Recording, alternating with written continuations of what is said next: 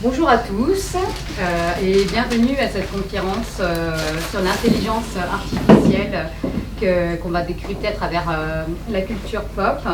La discussion, c'est une conférence discussion, sera suivie d'un temps de questions de votre part. Mais bien sûr, tout au long de la discussion, n'hésitez pas à intervenir en alimentant la conversation de vos propres références en matière de cinéma, séries, jeux vidéo, littérature SF. Voilà, on attend vraiment la contribution de tout le monde pour que ce soit le plus interactif possible. Donc une petite introduction. Donc, le sujet de l'intelligence artificielle, comme vous le savez, a fait couler beaucoup d'encre et a inspiré, dans la littérature SF notamment, et a inspiré de nombreux réalisateurs.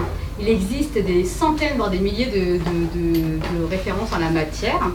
Et d'ailleurs, ici, on est une bibliothèque spécialisée SF, et quand on parle d'intelligence artificielle, les termes de science et de fiction articulés ensemble sont très parlants.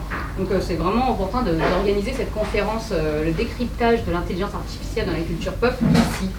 Je rappelle que cette conférence a lieu dans le cadre du festival NUMOC. Vous connaissez un petit peu donc c'est le festival des arts numériques qui se déroule chaque année au sein des bibliothèques de la ville de Paris. Donc qui met vraiment à l'honneur tout l'art numérique. Et cette année, c'est notamment les robots et la réalité virtuelle et l'intelligence artificielle. C'est quand C'est en ce moment, ça a débuté le 9 avril et c'est jusqu'au 30 avril dans le En Vue. Vous connaissez le catalogue en fait, des animations de la ville de Paris, le dernier En Vue, le numéro de mars-avril. Vous avez tout le programme que vous pouvez retrouver aussi sur le site des bibliothèques de la ville de Paris.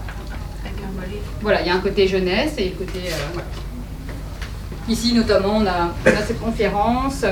Nous avons expérimenté la réalité virtuelle avec des casques et nous avons un Space Bike, un système de jeu rétro où les contrôleurs sont remplacés, les manettes sont remplacées par le vélo en fait. Donc on a eu beaucoup de jeunes qui ont dû pédaler pour pouvoir jouer aux jeux vidéo.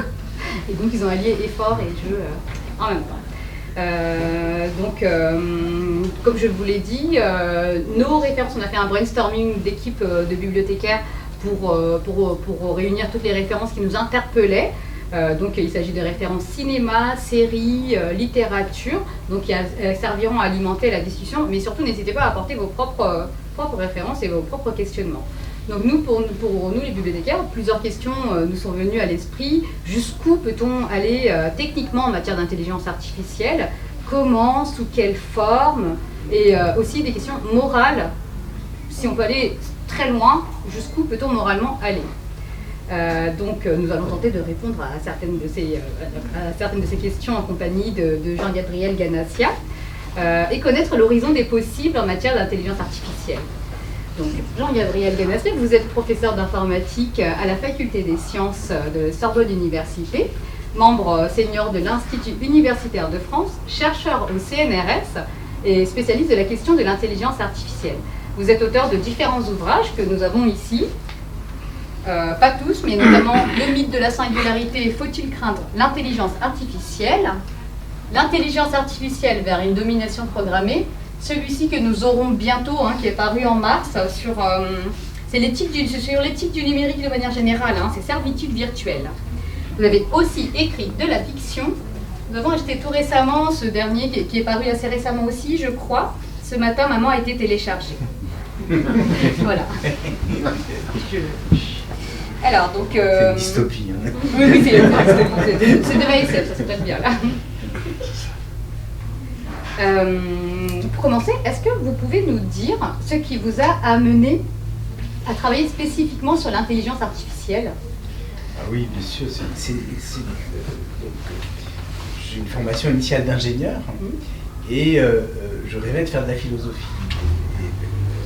J'ai fait un peu en cachette de la philosophie.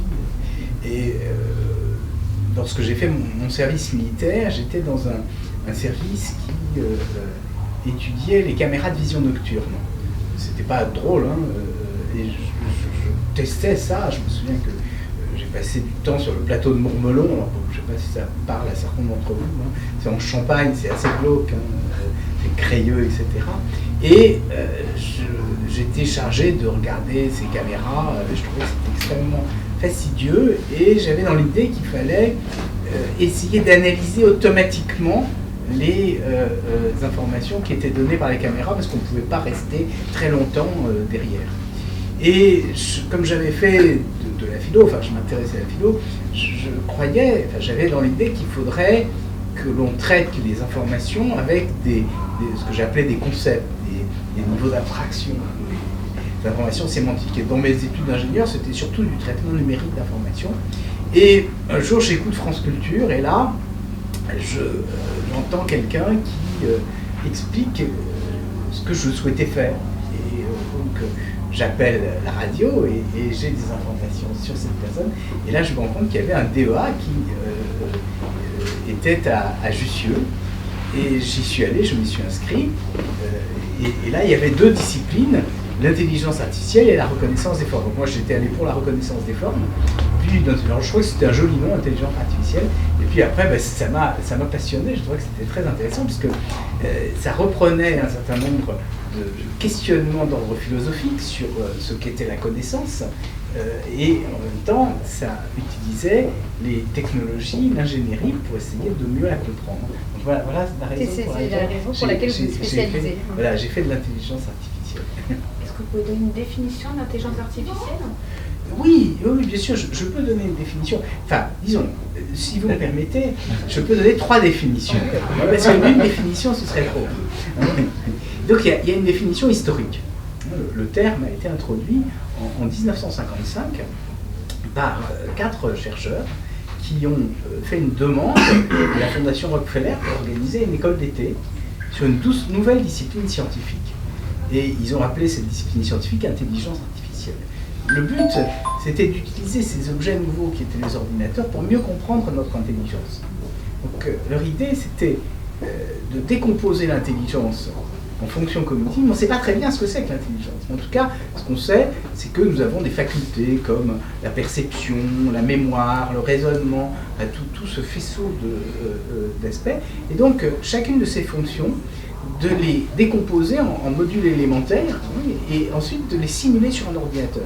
Donc, par exemple, on est capable de reconnaître des paroles, on peut essayer de fabriquer une machine qui, avec un signal sonore, va extraire les paroles. On fait des machines qui vont démontrer automatiquement des théorèmes. Et donc ils ont décidé, donc ça c'est la première définition, une science. C'est ça qui est extrêmement important. On reviendra ensuite sur les 4 personnes, parce qu'elles ont un lien, enfin du moins certaines d'entre elles, avec la science-fiction. J'en parlerai tout à l'heure. La deuxième définition, dès le départ, un certain nombre de chercheurs, comme c'était des Américains, se sont dit mais on va pouvoir gagner de l'argent. Enfin, j'exagère, je me retire un peu des choses. Mais c'était quand même dans l'idée. On va avoir des applications pratiques de cette discipline scientifique. Et une fois que ces facultés cognitives sont simulées, on va pouvoir les intégrer à différentes technologies pour rendre des services concrets. Donc ça, c'est ce qui a été très très tôt imaginé, et puis qui s'est développé au fil du temps. Et puis la troisième définition, c'est le sens littéral. Quand moi j'ai commencé à faire de l'intelligence artificielle, on me demandait ce que vous faites, les gens ne savaient pas, ils me disaient « est-ce que vous y croyez ?» Alors moi j'étais gêné parce que j'avais une formation initiale de physicien. On ne dit pas un physicien fait de la physique, est-ce que vous croyez dans la physique, même si vous faites du droit, on ne va pas dire « vous croyez dans le droit », parce que on fait du droit, on fait de la mathématique, et l'intelligence artificielle. Alors pourquoi ? Parce qu'il y avait dans ce terme intelligence artificielle l'idée qu'on arriverait à fabriquer une machine qui tout d'un coup prendrait son autonomie et serait intelligente. Et ça, bien sûr, ça fait froid dans le dos, ou ça fait rêver, peu importe. Les deux. Donc vous voyez qu'il y a effectivement un potentiel imaginaire derrière le terme intelligence artificielle. C'est certainement d'ailleurs ce qui a fait le succès de cette discipline. Il y a eu plein d'autres disciplines scientifiques avec des noms beaucoup moins excitants. La recherche opérationnelle, je sais pas, ça ne fait pas rêver. Tandis que l'intelligence artificielle, oui, ça fait rêver. Donc ça, c'est la troisième définition. Je sais pas si c'est clair. Oui, J'ai juste une question par rapport justement à la troisième définition et la première, parce qu'en fait la première rejoint un peu la troisième, dans le sens où la première c'est une imitation, en quelque sorte, puisque on veut comprendre le cerveau humain, on va utiliser la machine pour l'imiter en quelque sorte. Donc ça rejoint un peu la troisième. Alors, deux choses dans ce que vous avez dit. D'abord, c'est pas le cerveau, c'est l'esprit. Ah, oui. Ça, c'est important parce que c'est même l'esprit en général. Parce que dès le départ, les chercheurs ont essayé de trouver toutes sortes de sources d'inspiration. Donc le psychisme, le cerveau, ce qui est différent. Mais ça peut être aussi dans la nature. Par exemple, l'évolution.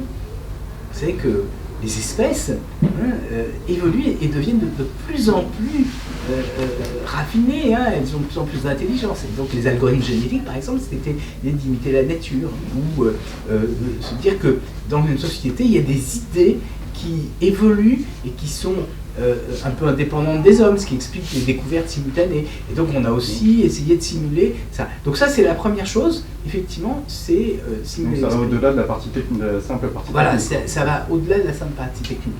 Et ça débouche ensuite sur des techniques. Mais il y avait quand même dans l'idée de l'intelligence artificielle une démarche plutôt analytique, c'est-à-dire prendre des facultés cognitives et chacune essayer de les simuler, de les confronter avec ce qui se produisait dans la nature. Tandis que dans l'aspect imaginaire, il y a l'idée que tout d'un coup ça va surgir et que on va avoir une machine qui va s'animer et qui va nous dépasser. Donc c'est un peu différent, disons dans un cas c'est un peu analytique et empirique par confrontation, dans l'autre cas c'est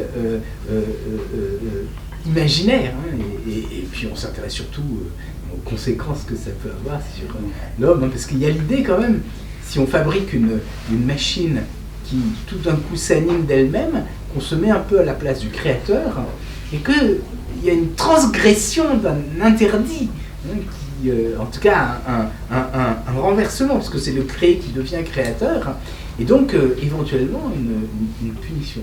Et là on rejoint des mythes qui sont très anciens, qui sont bien antérieurs à l'intelligence artificielle, qu'on trouve tout au long de l'histoire, que ce soit le mythe de Pygmalion, puis après on peut en reparler tout à l'heure. Il y a énormément de légendes autour de cette idée d'un homme qui crée une œuvre qui dépasse l'humanité avec toutes les conséquences que ça peut avoir pour le futur. Je trouve que c'est vraiment c'est très moderne l'intelligence artificielle, mais en fait c'est quelque chose qui a vraiment hanté, je dirais, la mémoire collective, parce que depuis les temps immémoriaux, on en parle justement, la création de l'homme, etc. Et ça fait presque antagonisme de voir qu'en fait, pour moi ça fait partie de la mémoire collective d'essayer de voir l'intelligence artificielle, les limites de la science, jusqu'où on peut aller, etc. Oui. Mais on peut prendre par exemple la légende du golem, vous voyez, c'est assez ancien, même si c'est au XVIe siècle, c'est-à-dire le début de l'âge moderne. Donc c'est à Prague, et là, c'est cette idée d'une statue qui va s'animer. On passe un message derrière les dents, ça ressemble à un ordinateur, et elle s'anime et elle fait tout un tas de... Elle accomplit tout un tas de tâches, et puis après elle fait des bêtises. Donc ça a toujours travaillé l'homme. Oui. Moi je pense que ça a toujours travaillé l'homme, tout à fait. Tout à fait. C'est ça qui est intéressant, c'est de voir effectivement que la technologie contemporaine, bien sûr, rencontre des préoccupations qui sont extrêmement anciennes. C'est ça qui est, je trouve, extrêmement passionnant. Je me posais la question, vous avez évoqué le mot science. Donc je ne vais pas dans le domaine littérature ou fiction, fictionnel, mais dans le domaine de la science, vous ne trouvez pas que le mot intelligence artificielle, donc quand on utilise le mot intelligence, il n'y a pas un peu un abus de langage? Qu'est-ce que c'est que l'intelligence? C'est une question ancienne. Alors, il y a eu une approche de l'intelligence au XVIIe, XVIIIe siècle, avec par exemple un des philosophes comme John Battista Vico, il parle d'intelligence, et lui, il dit étymologiquement, c'est interleggere. Leggere, c'est lier les choses, c'est cueillir, lier les choses entre elles. Et inter, c'est établir des ponts.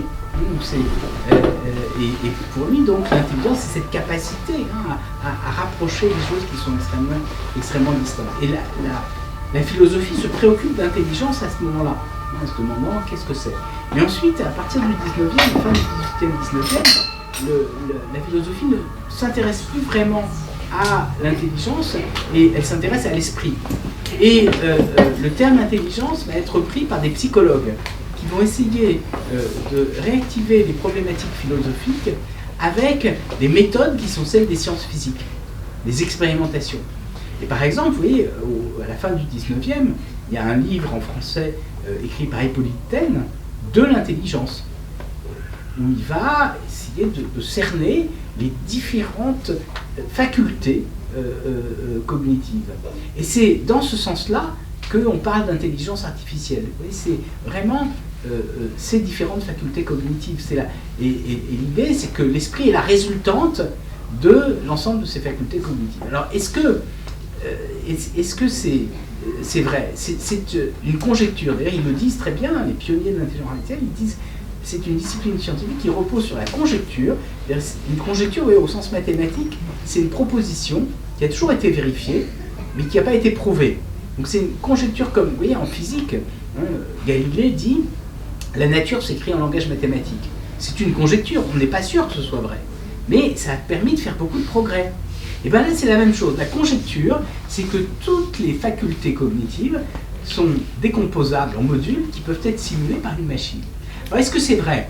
On n'en sait rien. Et c'est une question philosophique. Tout le monde n'est pas d'accord. Vous voyez, par exemple, dans la tradition française, Pascal, oui, il nous dit il y a l'esprit de géométrie, l'esprit de finesse.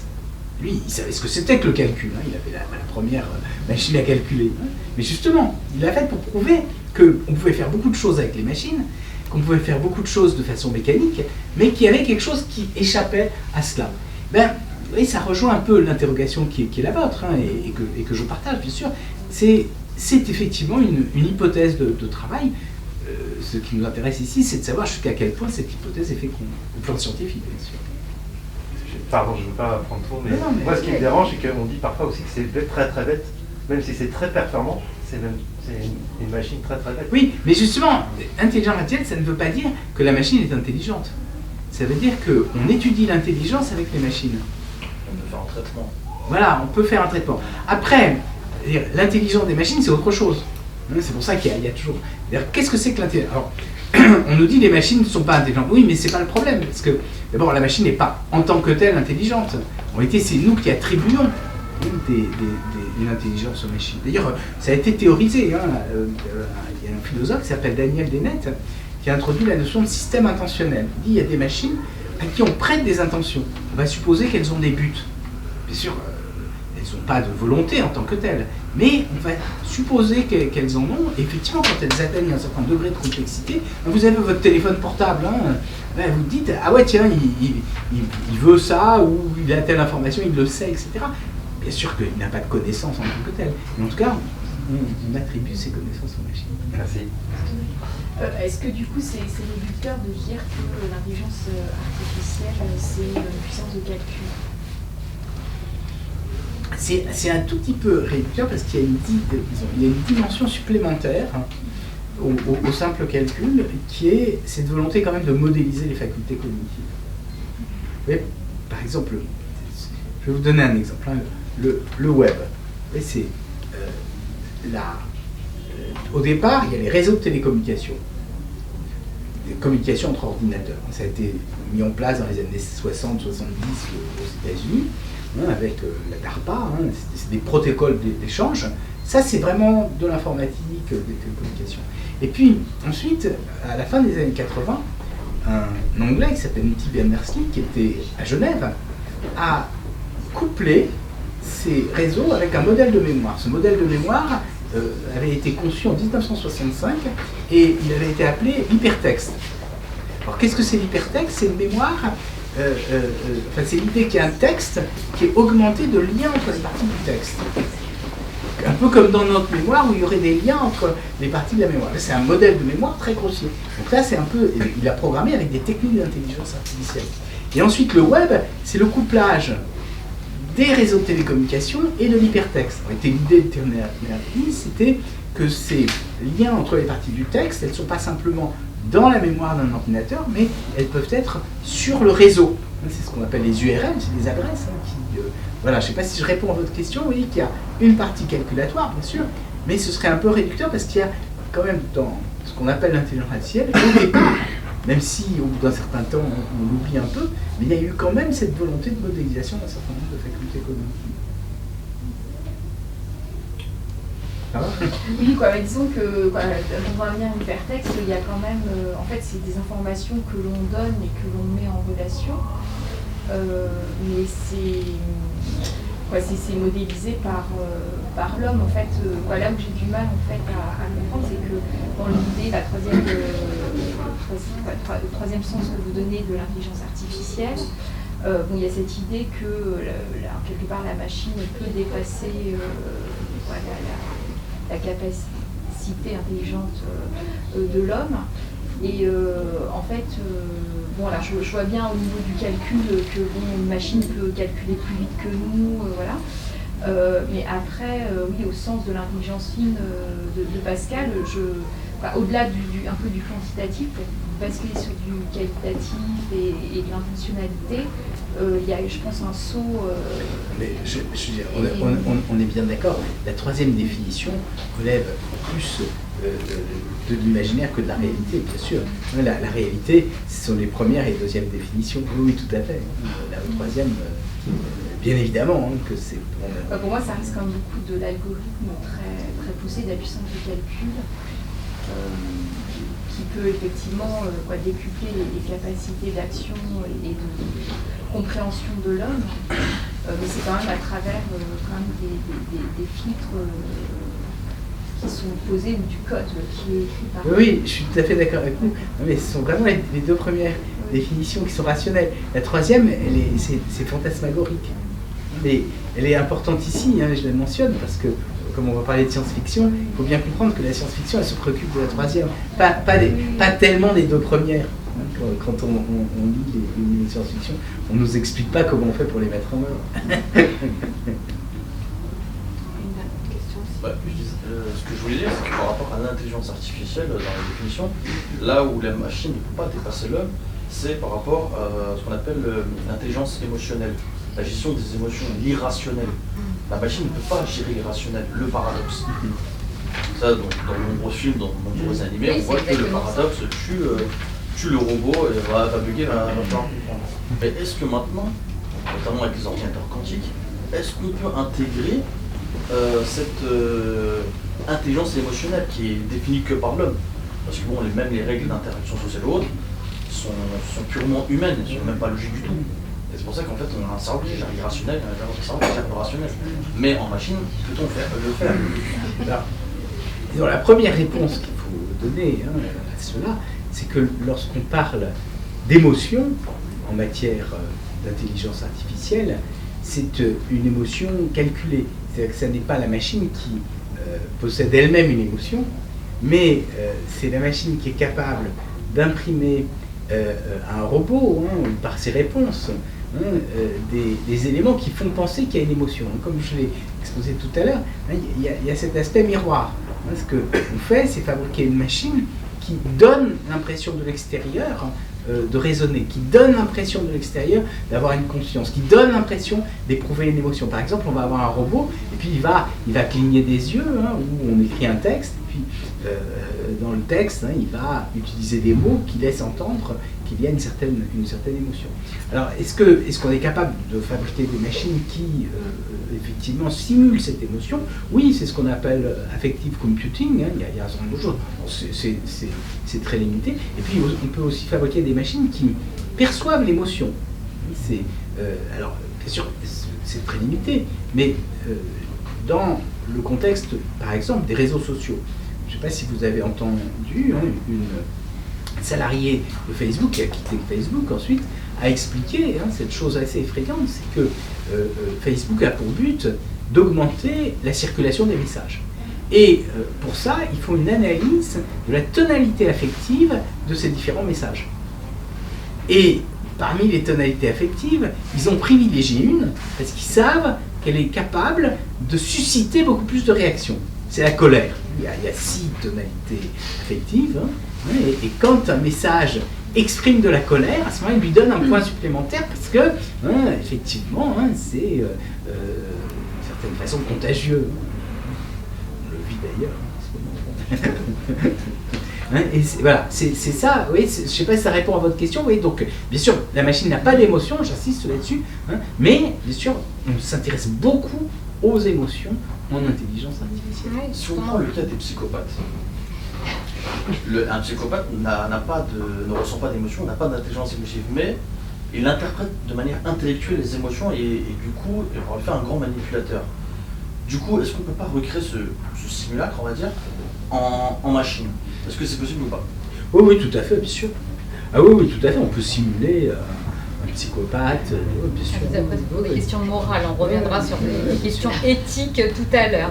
Mais c'est vrai que pour revenir aux sentiments, ça faisait partie de nos interrogations, parce que dans les séries, par exemple, beaucoup de gens ont vu la série Real Humans, la série suédoise du réalisateur Lars, qui déplace vraiment l'intrigue vers les sentiments. On y découvre des U-boats, des robots munis d'intelligence artificielle qui sont capables d'amour déjà entre eux et envers les robots. Et c'est vrai que c'est cette question d'intelligence émotionnelle, on se la pose dans l'imaginaire collectif, on se pose toujours cette question-là.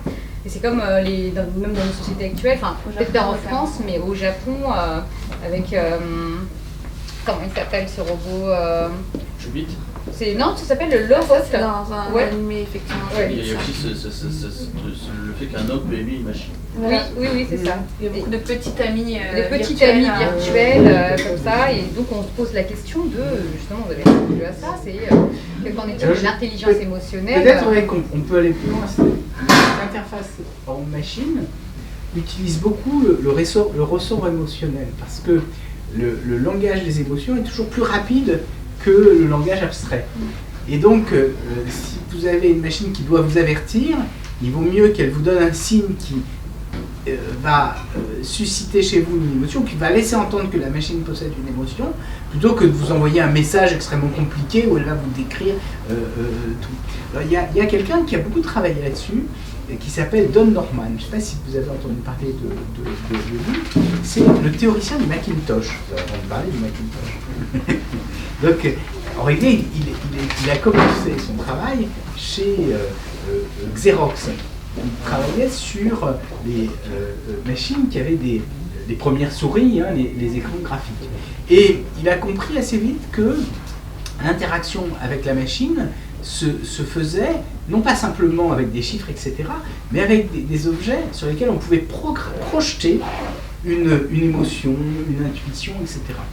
Et il a utilisé d'ailleurs des travaux de psychologie cognitive, en particulier une notion qui est la notion d'affordance. Alors qu'est-ce que c'est l'affordance? To afford, en anglais, c'est inviter. C'est-à-dire que l'objet vous invite à faire quelque chose. Alors, cette notion a été utilisée en psychologie de la perception par quelqu'un qui s'appelle Gibson. C'est pas l'auteur de cette fiction, c'est un autre Gibson. Et elle est très intéressante parce que Don Norman a fait des études sur toutes les technologies. Alors, ces livres sont drôles. Et vous avez un de ces livres qui est La psychopathologie des objets quotidiens. Il montre, vous voyez qu'on est quand même dans notre contexte, il montre qu'il y a des objets qui vous rendent fou parce qu'ils ont des injonctions contradictoires. Et alors dans la couverture de cet ouvrage, il y a une théière avec une anse, et elle a l'air un peu bizarre. Et en fait, l'anse de la théière est du côté du bec verseur. C'est-à-dire que si vous versez, vous vous brûlez. Et là, il montre ensuite qu'il y a énormément d'objets de ce type-là dans le monde, en particulier. Il a fait des enquêtes, par exemple, il montre qu'à une époque, dans le métro de Madrid, vous mettiez votre ticket dans le portillon et systématiquement, vous ouvriez le portillon d'à côté. Et alors, il a dit en informatique, c'est la même chose, il faut qu'on fasse interfaces dans lesquelles les objets nous invitent, cette affordance, à être utilisés d'une façon qui soit cohérente avec avec ce qu'ils font vraiment. Parce que son idée, c'est que lorsqu'on utilise des technologies, on ne lit pas les modes d'emploi. Vous allez me dire, peut-être que vous, chaque fois, vous disiez, mais en général, non, vous avez envie d'utiliser le mode d'emploi. Donc oui, et donc là, ce côté affectif est très présent parce que c'est cette invitation à être utilisé d'une façon. Par exemple, vous voyez la poubelle, vous jetez des choses de la poubelle, vous avez l'impression que ça va les faire disparaître. Alors c'est bien pour les fichiers que vous voulez supprimer, mais quelquefois justement, il y a des personnes on utilise la poubelle aussi pour éjecter un disque, et il y a des personnes qui ont peur de mettre le disque dans la poubelle, ils ont peur que le contenu du disque soit aussi jeté. Mais en même temps, ça a rendu beaucoup de services, parce que c'est quand même, vous avez tous utilisé maintenant les bureaux, etc. Alors, donc il est chez Xerox. Ensuite, vous savez que Xerox est devenu, une partie des employés de Xerox qui avaient fait ses premiers systèmes d'exploitation sont partis chez Apple, et ça a été le début du Macintosh en 84. Alors, ça fait longtemps. Ensuite, il est devenu à une époque directeur scientifique de chez Apple.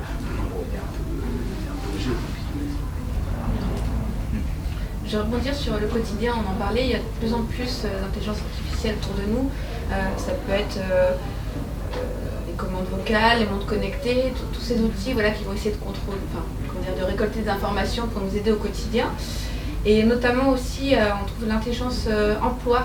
Pôle emploi aussi utilise l'intelligence artificielle. Je crois que vous avez travaillé au comité éthique de Pôle emploi sur la question d'usage de l'intelligence artificielle.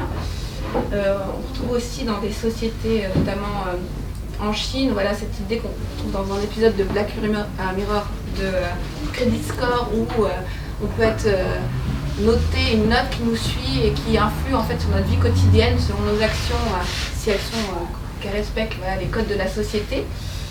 Et je vais évoquer encore un auteur de littérature, donc science-fiction, qu'on apprécie beaucoup, mais Alain Damasio a écrit un ouvrage pour la jeunesse qui s'appelle Scarlett et Novak, donc une courte fiction pour les adolescents, et il évoque une course-poursuite avec un jeune homme qui est du coup aidé par une intelligence artificielle qui est dans son Bright Phone, donc, et en fait ça parle de cette addiction en fait à toutes ces aides, les GPS, toutes ces choses qui du coup changent notre perception du monde en nous facilitant la vie.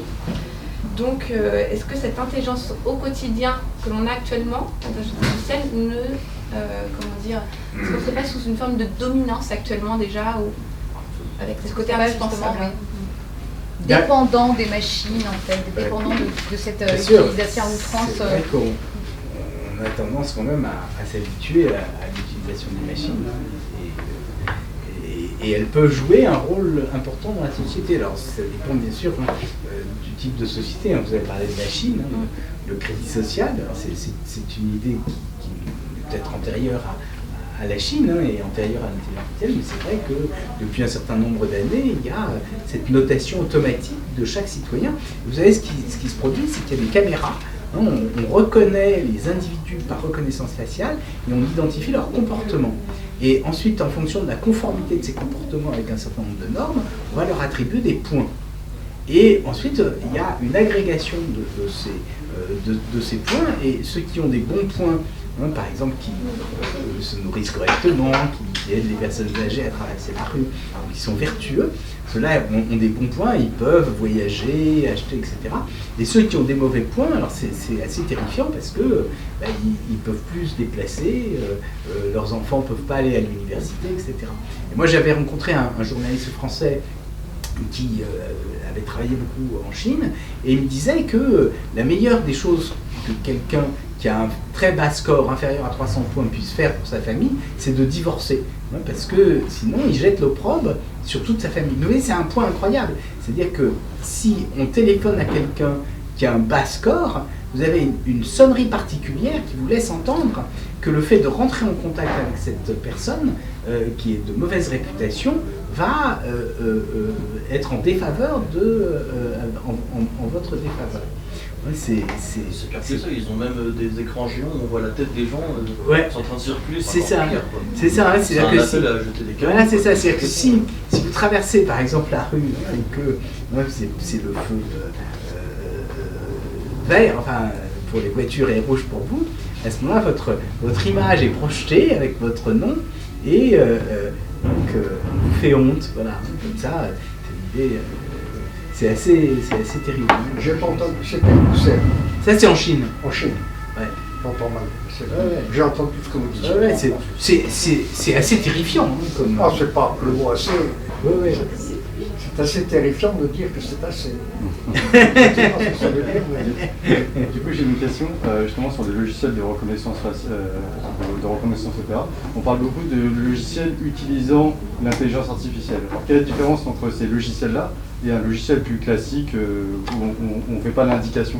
Est-ce que c'est la même chose ou Alors, pour les logiciels de reconnaissance faciale tels qu'ils existent aujourd'hui, ils utilisent la plupart de l'apprentissage machine. On donne un certain nombre de visages, et puis, donc, par exemple, on va donner 5 visages ou 50 visages par personne, et puis ensuite, donc, sur une base de données, il est capable de s'entraîner, et lorsqu'on donne une nouvelle photo d'une des personnes qui sont dans la base, il est capable de reconnaître cette personne. Alors, vous êtes d'accord que c'est terrifiant? Ah, c'est. C'est terrifiant. Le mot assez, je préfère c'est. C'est terrifiant, d'accord. Bon, maintenant je vais vous donner un autre exemple qui me traumatise, et j'ai pas de réponse à ça. Vous êtes tous au courant de la guerre en Ukraine. Pareil. Est-ce que vous êtes pour qu'on aide les Ukrainiens? Plutôt. Alors, il y a une société américaine qui s'appelle Clearview, qui possède 3 milliards de portraits. Et qui prend l'écran sur le web et qui espère d'ailleurs en posséder 100 milliards. Vous voyez, on est 7 milliards d'individus, donc ça veut dire beaucoup de portraits par personne. Et la plupart d'entre vous seront dans les bases de données de Clearview. Parce que si vous avez eu un CV, si vous êtes dans des réseaux sociaux, Clearview possède votre portrait. Et donc, ce que dit Clearview, c'est qu'on utilise ça pour reconnaître. Et donc, elle veut mettre sa technologie au service des Ukrainiens. Alors, c'est ce qu'elle est en train de faire. Par exemple, lorsqu'il y a des morts, elle permet de les identifier. C'est-à-dire à la fois d'identifier les soldats russes qui sont morts pour envoyer à leur famille des nouvelles de ces morts, pour décourager aussi la société russe, parce que les militaires russes, enfin les pouvoirs russes ne le font pas, mais aussi de détecter les espions avec les logiciels de reconnaissance faciale. Est-ce qu'il faut utiliser ces technologies? Sachant que, bien sûr, ils n'ont pas demandé leur consentement aux personnes. Et en même temps, vous imaginez bien, tous les soldats russes qui sont des jeunes gens, qui doivent avoir entre 18 ans et 30 ans, ils ont tous joué à des jeux vidéo, ils sont tous sur des réseaux sociaux, donc ils ont tous toutes leurs photos. C'est une question ouverte. Moi, ça me traumatise, parce que j'ai pas de réponse à ça. Il y a un film sur ça, où ça a été plus ou moins exposé dans des films, notamment dans Fast and Furious 7, je pense, avec le fameux œil d'iris, qui peut capter par n'importe quel appareil, qui est une caméra, savoir où se trouve une personne. Pareil c'était dans... Batman aussi, Avengers il utilise des chefs comme ça. Batman aussi utilise ça pour rendre justice. Minority Report. Minority Report, c'est encore autre chose. On peut en parler parce que ça c'est passionnant, Minority Report, parce que et ça c'est vraiment de l'intelligence artificielle, c'est les précogs, c'est-à-dire qu'on va anticiper sur ce que va faire quelqu'un et on va le punir en avance. Avant qu'il le commette. Parce qu'on est coupable si on y a... Avant Et ça, aux États-Unis, on a fait un peu la même chose, dans le sens où il y a une justice prédictive, avec l'idée qu'on va établir la peine en fonction de la probabilité de récidive. Il y a des films comme Bienvenue à Gattaca contredisent un peu cette idée-là.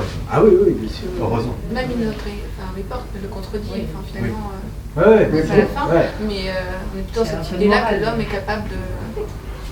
Voilà, est-ce que la machine l'est? Bien, le film est optimiste, parce que la société américaine n'est pas vraiment... Pour l'instant, Ouais, allez-y. pourquoi ma génération, excusez-moi messieurs s'est laissée entuber ou avoir parce que vous nous émettez, vous êtes conférencier. J'étais en 6e, en 1947, la paix était revenue, soi-disant, on pouvait manger, soi-disant. Et le professeur, je faisais des fautes, j'ai toujours fait des fautes de français, j'en fais encore, là, c'est tant mieux. Comme ça, les caméras peuvent me voir. Il nous a dit, demain, je n'aurai plus besoin de stylo rouge, l'ordinateur trouvera la faute. En 1947. Bon. Et donc, toute ma vie, je n'ai jamais été éduqué, enseigné des conséquences que vous nous émettez, qui est notre réalité. Et pourquoi aujourd'hui, on ne nous parle pas des cybernétiques, sécurité, je ne sais pas quoi. Là où j'habite, il y a un article du journal en disant qu'une demoiselle, une jeune dame, vient d'être cybersécurité pour la police. Et comment ça se fait qu'on vende cette... Bon, tant mieux, elle réussit, qu'elle soit docteur et agrégée, mais comment ça se fait que nous, on n'a aucun moyen, s'il y a des livres, mais vous voyez ce que je veux vous dire? On n'arrive pas à transmettre le message que vous donnez. Ben, on essaye, on écrit des livres, mais ceci étant, la difficulté, c'est que le monde dans lequel on vit change, il est nouveau, il y a des réalités qu'on n'avait pas imaginées. Par exemple, les réseaux sociaux. C'est quand même sympathique, hein, et c'est pas très vieux les réseaux sociaux, ça a 15 ans. Ça commence en 2007. Et mettre en réseau des copains pour leur permettre d'échanger, c'est plutôt quelque chose qui apparaît anodin. Et on s'est rendu compte, quelques années après, relativement rapidement, que ça pouvait avoir un aspect délétère sur l'ensemble de la société. Parce que ça permettait de véhiculer des informations fausses sans aucun contrôle. Ouais, moi, je suis d'une génération, par exemple, où on ne voulait pas de censure. Hein. Et donc là, il n'y a aucune censure. On se rend compte que c'est dramatique. Et puis surtout, ça enferme, hein, parce qu'il y a cette utilisation de l'intelligence artificielle pour cibler. Hein, c'est-à-dire qu'on va envoyer à chacun le message qui peut le convaincre, le manipuler. Hein, et ça, bien sûr, c'est quelque chose je crois qu'on avait du mal à l'imaginer. Alors peut-être qu'il y avait certains romans de science-fiction qui le faisaient, mais peut-être pas. Souvent la science-fiction elle aborde un aspect, mais pas tous ces aspects-là. Effectivement, pour les anciennes générations qui n'ont peut-être pas suivi l'évolution justement des réseaux sociaux, je pense qu'il y a eu un manque de formation et d'information, donc qu'on peut pallier grâce aux livres. Mais par contre, j'ai l'impression que dans l'éducation nationale, j'ai l'impression quand même que les jeunes sont un peu plus sensibilisés. Qu'est-ce que vous nous dites? C'est plus de curiosité. Plus de curiosité. Vous croyez, vous avez l'impression, madame, dites-moi. Vous ne connaissez pas quelqu'un qui a parlé des classes sociales et du béton, vous ne savez pas trop. Croyez-moi que c'est de la faute des gens qui... Non, pas du tout. Je ne dis pas ça. Ce que je suis en train de dire, c'est que... ce que vous dites, non, je ne dis pas que c'est de votre faute. Non. Je pense qu'aujourd'hui, les enfants dans l'éducation nationale et à l'école sont peut-être un peu plus sensibilisés. On se rend compte après coup, c'est ça que je veux dire, de la fragilité, du danger du numérique. C'est ça que je veux dire. Disons qu'il y a quand même des réalités nouvelles.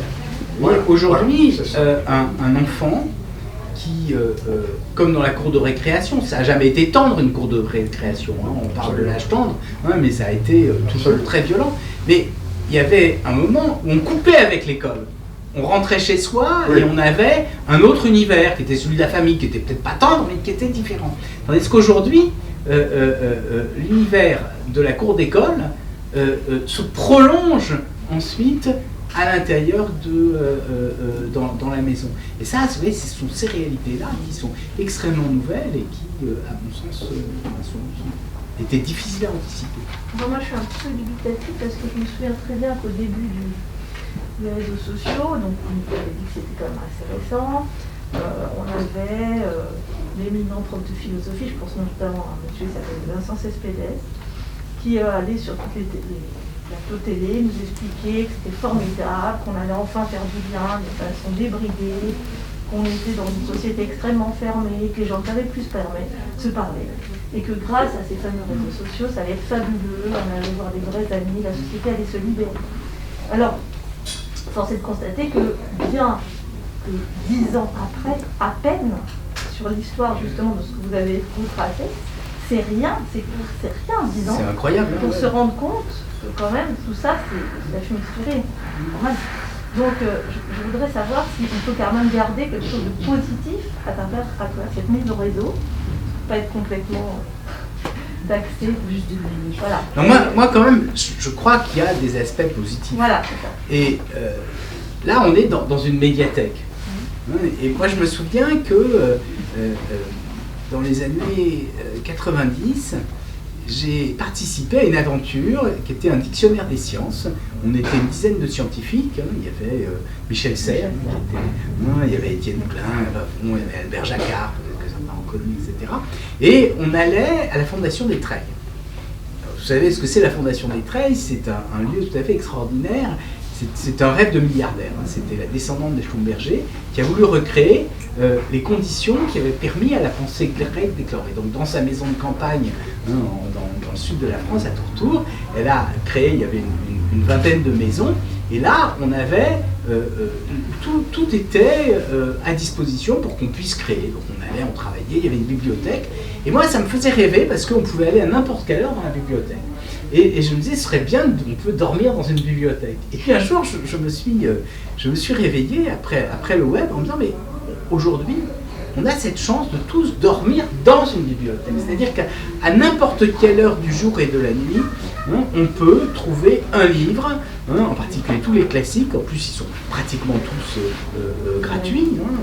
Et donc ça, vous voyez, c'est quelque chose d'extrêmement positif. Ah oui. Mais c'est pas le réseau social.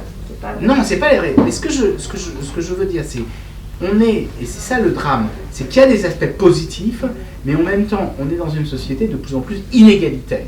Parce que si vous avez une certaine culture, vous pouvez bénéficier de l'apport de ces technologies.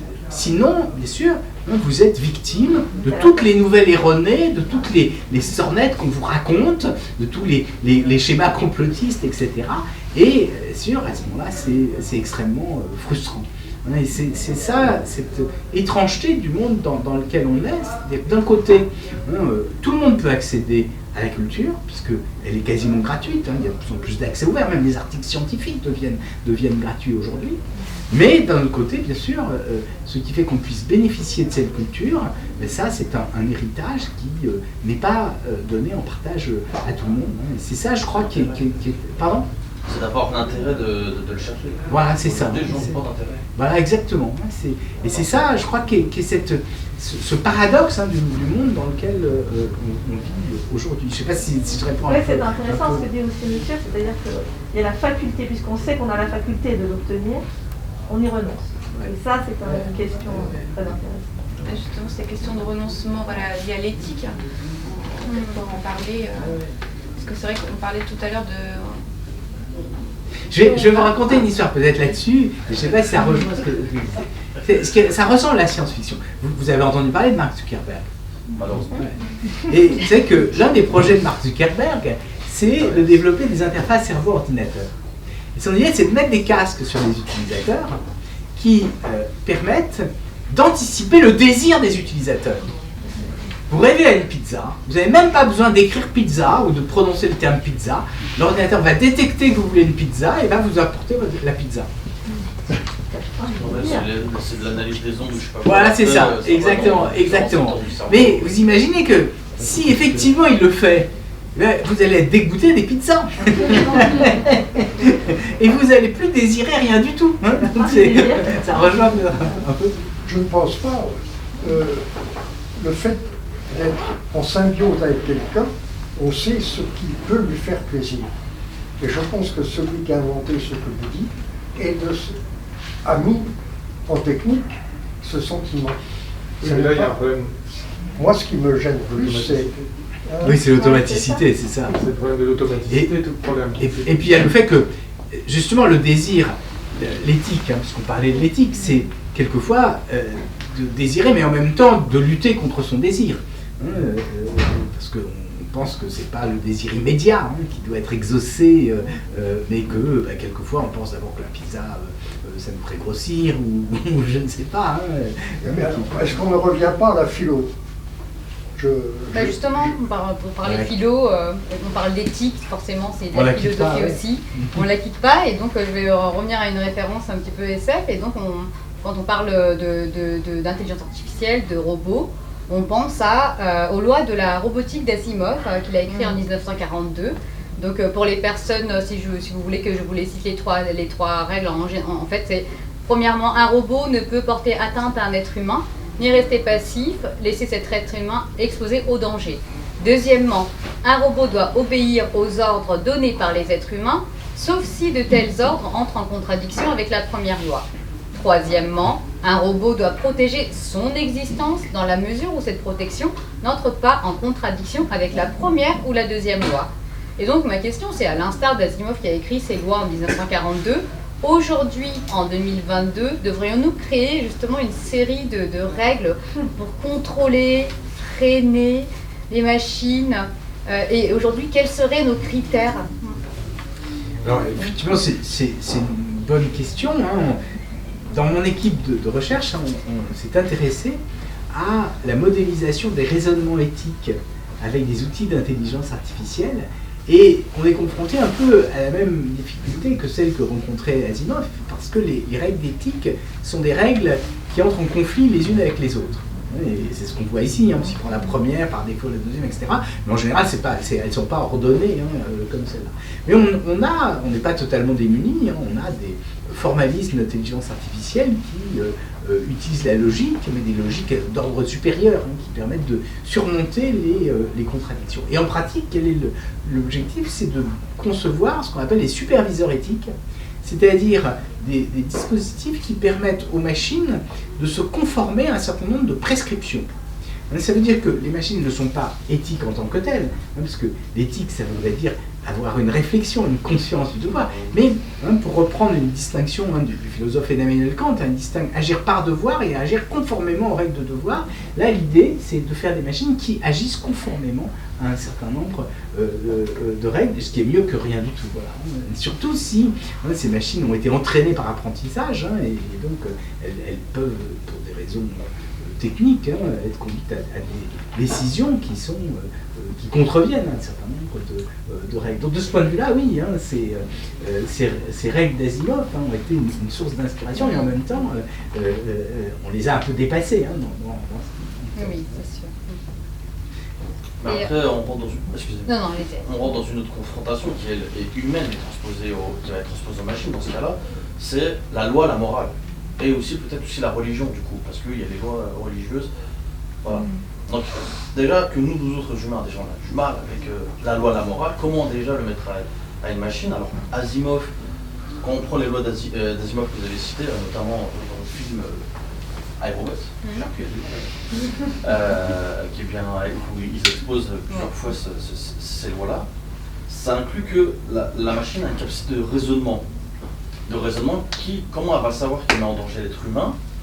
Ça veut dire que déjà il faut qu'il y ait une grosse base de connaissances sur l'anatomie, sur plein de choses, et même sur la moralité. Donc ça revient à ce que je disais tout à l'heure, l'intelligence émotionnelle. Et puis voilà, la loi et la morale, comment le mettre? Est-ce que aussi du coup on peut mettre une neutralité à la machine? Parce que là, du coup, c'est ce qui serait vraiment la soupape de sécurité, c'est la neutralité. Parce que bon, on peut dire à une machine, voilà, de faire telle chose. Par exemple, aujourd'hui, il y a des systèmes de protection qui peuvent balancer des fléchettes pour endormir une personne, c'est détecté au-delà d'un certain message et autre. C'est aussi une forme d'intelligence artificielle, parce qu'on va programmer pour détecter le visage, machin. Selon si il y a des détections d'odeur, ça envoie pas, faut pas aller très loin. On peut même rajouter des sens à la machine. Mais du coup, là, les lois d'Asimov, elles sont plus valables parce que du coup, c'est l'homme qui recode ces lois-là. Est-ce que aussi, pour une question d'éthique, est-ce qu'on peut empêcher d'avoir des systèmes de sécurité qui vont à l'encontre de la sécurité de l'homme au niveau machine? C'est-à-dire interdire des machines contre la sécurité de l'homme. Ça, c'est une bonne question. Ben ça, sont des questions délicates.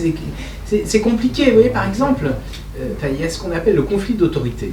Je ne sais pas si vous savez ce que c'est. C'est le fait que, entre la machine et l'homme, à qui est-ce qu'il faut faire confiance? Alors, c'est vrai que spontanément, on dit, en dernière analyse, c'est l'homme qui doit décider. Sauf que, supposez que vous soyez dans un avion et que vous aviez un pilote d'avion, il va à Mach 3, donc il perd conscience. Et là, il ne peut plus toucher aux manettes. Donc heureusement que la machine est là. Parce qu'en attendant qu'il reprenne conscience, elle va l'aider à survivre et elle va aider l'avion à poursuivre sa course et à accomplir l'objectif qu'il avait franchi. Et toujours dans les systèmes d'aviation, vous savez qu'en aviation civile, les études rétrospectives des accidents ont montré que la plupart des accidents sont dus au fait que ce sont les autres qui ont touché aux manettes. Des erreurs humaines. Voilà, ce sont des erreurs humaines. Il y avait un certain nombre d'années, il y avait quelqu'un d'important dans le domaine de l'aéronautique, il disait dans 20 ans, on dit toujours dans 20 ans. Dans 20 ans, dans la cabine de pilotage, il y aura 2 individus. À l'époque, c'était l'époque du pilotage à 3, pilotage à 2, etc. Alors, les gens écoutaient, il dit oui, il y aura un homme et un chien. Et le chien sera là pour veiller que l'homme ne touche pas aux manettes. Mais ce que je veux dire, c'est que, vous voyez, on est à la fois d'accord que c'est l'homme qui doit décider, mais en même temps, il y a des situations où la machine est plus fiable que l'homme. Alors bien sûr, comment faire, hein, c'est pas facile. Alors moi j'aimerais introduire, si je peux me permettre, une contradiction, surtout que nous sommes dans un pays qui s'appelle la France, qui est assez pointu dans ce domaine-là, notamment dans le domaine juridique et de l'intelligence artificielle. Donc évidemment on peut parler du RGPD, mais moi je voudrais parler plutôt, puisqu'on parlait d'éthique, on va dire de morale, je préfère parler de morale. Alors, en gros, il faut se dire que, c'est ce que dit en tout cas la Commission européenne, en tout cas c'est encore en discussion, c'est que finalement c'est pas le rôle de l'ordinateur, c'est le rôle de l'intelligence artificielle de savoir ce qui est moral ou pas. Et donc du coup, rien d'autre que l'humain n'est mieux placé pour faire ça. Donc ça veut dire que du coup on peut mettre quelque chose de supérieur à ça, c'est-à-dire mettre une supervision humaine, bon, moi je vais utiliser le terme juridique, une garantie humaine, qui permet de faire ça.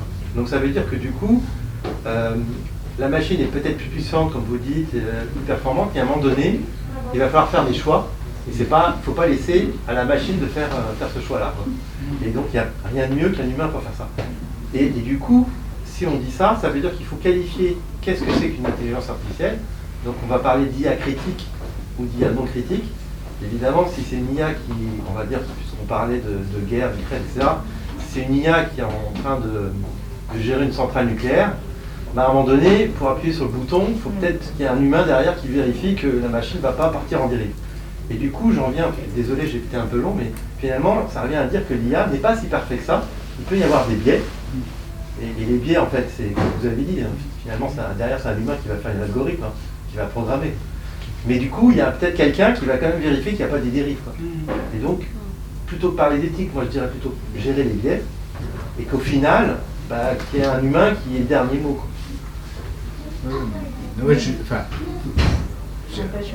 On est tous convaincus de ça, mais le problème, c'est qu'il y a des situations où l'homme peut se tromper. Alors moi, je vais reformuler les choses différemment. Les dispositifs qui intègrent de l'intelligence artificielle ne sont pas des dispositifs techniques ordinaires, en sens où ils ne sont pas indépendants. C'est ce qu'on appelle les dispositifs sociotechniques. C'est-à-dire qu'ils prennent sens dans une organisation sociale. Donc ce que vous dites, c'est effectivement, il faut replacer les outils qui utilisent de l'intelligence artificielle dans une organisation pour qu'on puisse donner à certains moments à l'homme les responsabilités, lui permettre d'assurer ses responsabilités. Si vous prenez par exemple un système de pilotage d'avion, il faut au moment bien sûr critique, à ce moment il puisse prendre la main sur l'homme, mais ensuite bien sûr le redonner à d'autres hommes. Et si on prend un système de diagnostic médical par exemple, il faut qu'il conseille le médecin, mais qu'ensuite le médecin puisse revenir et prendre sa responsabilité dans la décision. Et pour faire ça, il faut qu'il comprenne ce qu'a proposé la machine, parce que sinon, bien sûr, il est totalement démuni. Il est comme face à un oracle, oui, et il ne peut absolument rien objecter à ce que dit la machine. Donc c'est pour ça qu'on travaille beaucoup aujourd'hui sur cette notion d'explicabilité, pour qu'il y ait une forme de transparence, alors c'est entre guillemets bien sûr, mais en tout cas que l'intelligence artificielle soit capable de dire voilà, j'ai pris cette décision parce que tel facteur et tel facteur était présent, que s'ils auraient été absents, j'aurais pas pris cette décision. Moi je voulais juste revenir par rapport à tout à l'heure, vous avez dit pourquoi les accidents d'avion, c'est plus dû à l'homme qu'à la machine. Actuellement, il y a beaucoup de pannes de voitures qui prennent le contrôle et l'homme, il est là comme ça et sa voiture part tout seul. Les fameuses voitures électriques et autres, même ceux d'avant. Moi qui suis dépanneur, qui a été dépanneur informatique, j'avais lu des articles notamment que 10% des pannes informatiques sont des pannes fantômes, sont appelées des pannes fantômes, ou inexpliquées. Combien de fois j'ai eu des utilisateurs ou utilisatrices qui me disaient bah, je sais pas, j'ai essayé de faire ça, ça marche pas. Moi, quand je viens, je le fais, la même chose, ça fonctionne. Ça, c'est un paradoxe, c'est quelque chose qui arrive assez souvent. Donc, non, déjà la machine elle est faillible par rapport à ça, parce qu'il dit que c'est des pannes fantômes inexplicables. Enfin, soit expliqué de manière chimique, parce que, je sais pas, un composant a trop chauffé, parce que là où ça intéresse, c'est l'électronique qui fait l'intelligence artificielle, parce qu'il n'y a que ça qui fait ça à l'heure actuelle, est faillible par des températures. Par l'électromagnétisme, ce genre de choses-là. Donc en fait, si, il existe des failles qui sont, alors je dirais pas d'ordre naturel, mais d'ordre environnemental. Donc voilà. Oui, il y a des failles physiques, effectivement. Et il y a des pannes fantômes. Ils peuvent être liés au physique. Elles sont liées au physique en fait. C'est simplement que, effectivement, le fonctionnement logique d'un ordinateur, c'est un niveau d'abstraction, mais qu'il y a d'autres phénomènes qui peuvent interférer. Il peut y avoir des portes qui à un moment, enfin des portes logiques, oui. qui ont ça. Est-ce que vous ne pensez pas qu'en ce moment, le phénomène d'uniformisation est présent? Vous parliez de bibliothèque, je ne suis jamais venu ici, mais je pense qu'il n'y a aucune faute d'orthographe dans tous ces livres. Je suis un dyslexique de nature.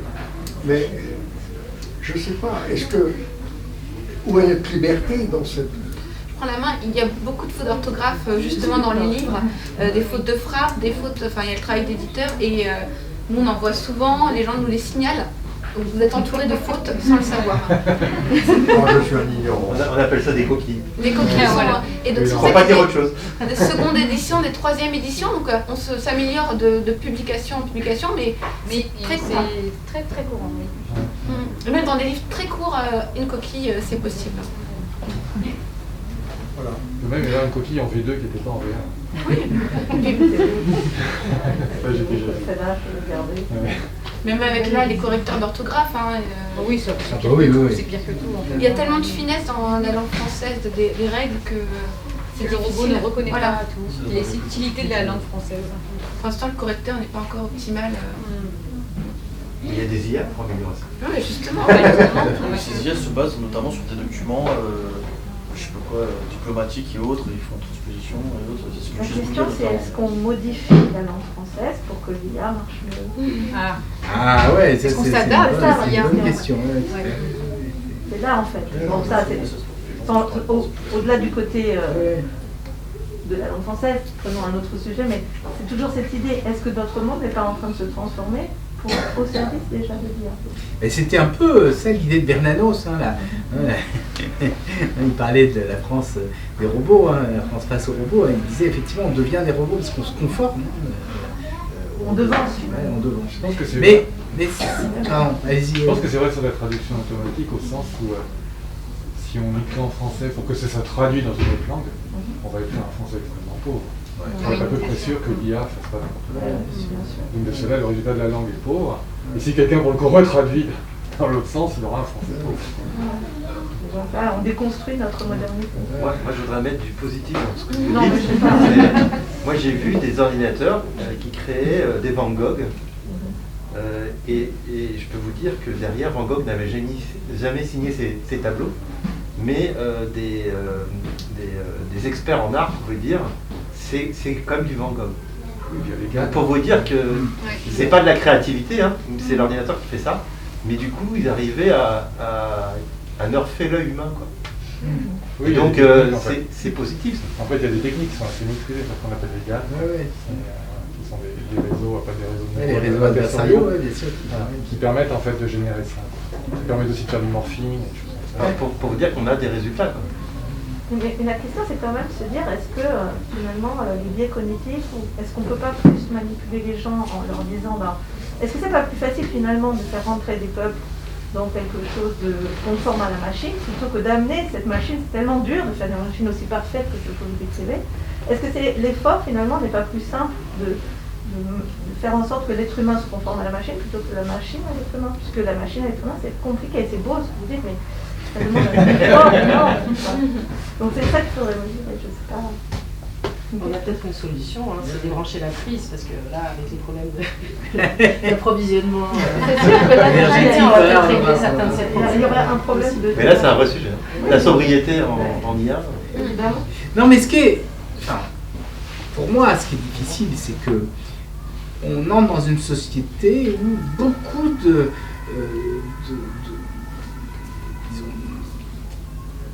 choses qui sont nécessaires à la vie quotidienne sont exécutées par les machines. Et donc débrancher les machines devient très difficile. On leur confie énormément de tâches et donc c'est cette machinerie sociale qui n'est pas la machine, qui est la société qui utilise des machines, qui elle bien sûr peut partir un peu en vrille. Si on arrête les machines... panne de feu rouge. Voilà, panne de feu rouge par exemple, voilà. ou panne de système bancaire, ou panne de... et à ce moment-là, ça deviendrait absolument terrifiant. Et c'est ce que, et c'est vrai qu'on a une grande fragilité aujourd'hui. Une attaque sur les réseaux peut... tous les systèmes hospitaliers, vous voyez, sont complètement arrêtés. On a vu, et ça pose des c'est arrivé pendant le Covid. Oui, c'est arrivé pendant le Covid. Ou alors, des nouvelles formes de criminalité, avec des rançons. J'ai appris tout à l'heure cette chose terrifiante, c'est que dernièrement, en France, les assurances ont accepté. Parce qu'avant, quand vous aviez une demande de rançon, la police disait ne payez pas et on ne remboursait pas. Et maintenant, des assurances en France ont décidé de rembourser dans certains cas les rançons qui ont été... et aux États-Unis, même chose. En principe, la police dit ne payez pas. Et là, il paraît qu'il y a, à un moment donné, on a dit à certaines personnes de payer. Donc, oui,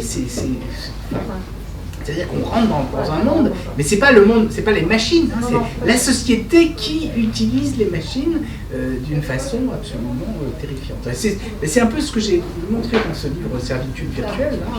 Justement, alors elles sont virtuelles. Parce que contrairement aux servitudes d'Étienne de la Boétie, il nous dit il y a des cachots, il y a des chaînes. Il dit mais en réalité, si on veut vraiment, on peut lutter contre, il suffit qu'on descende dans la rue, c'est juste un homme, etc.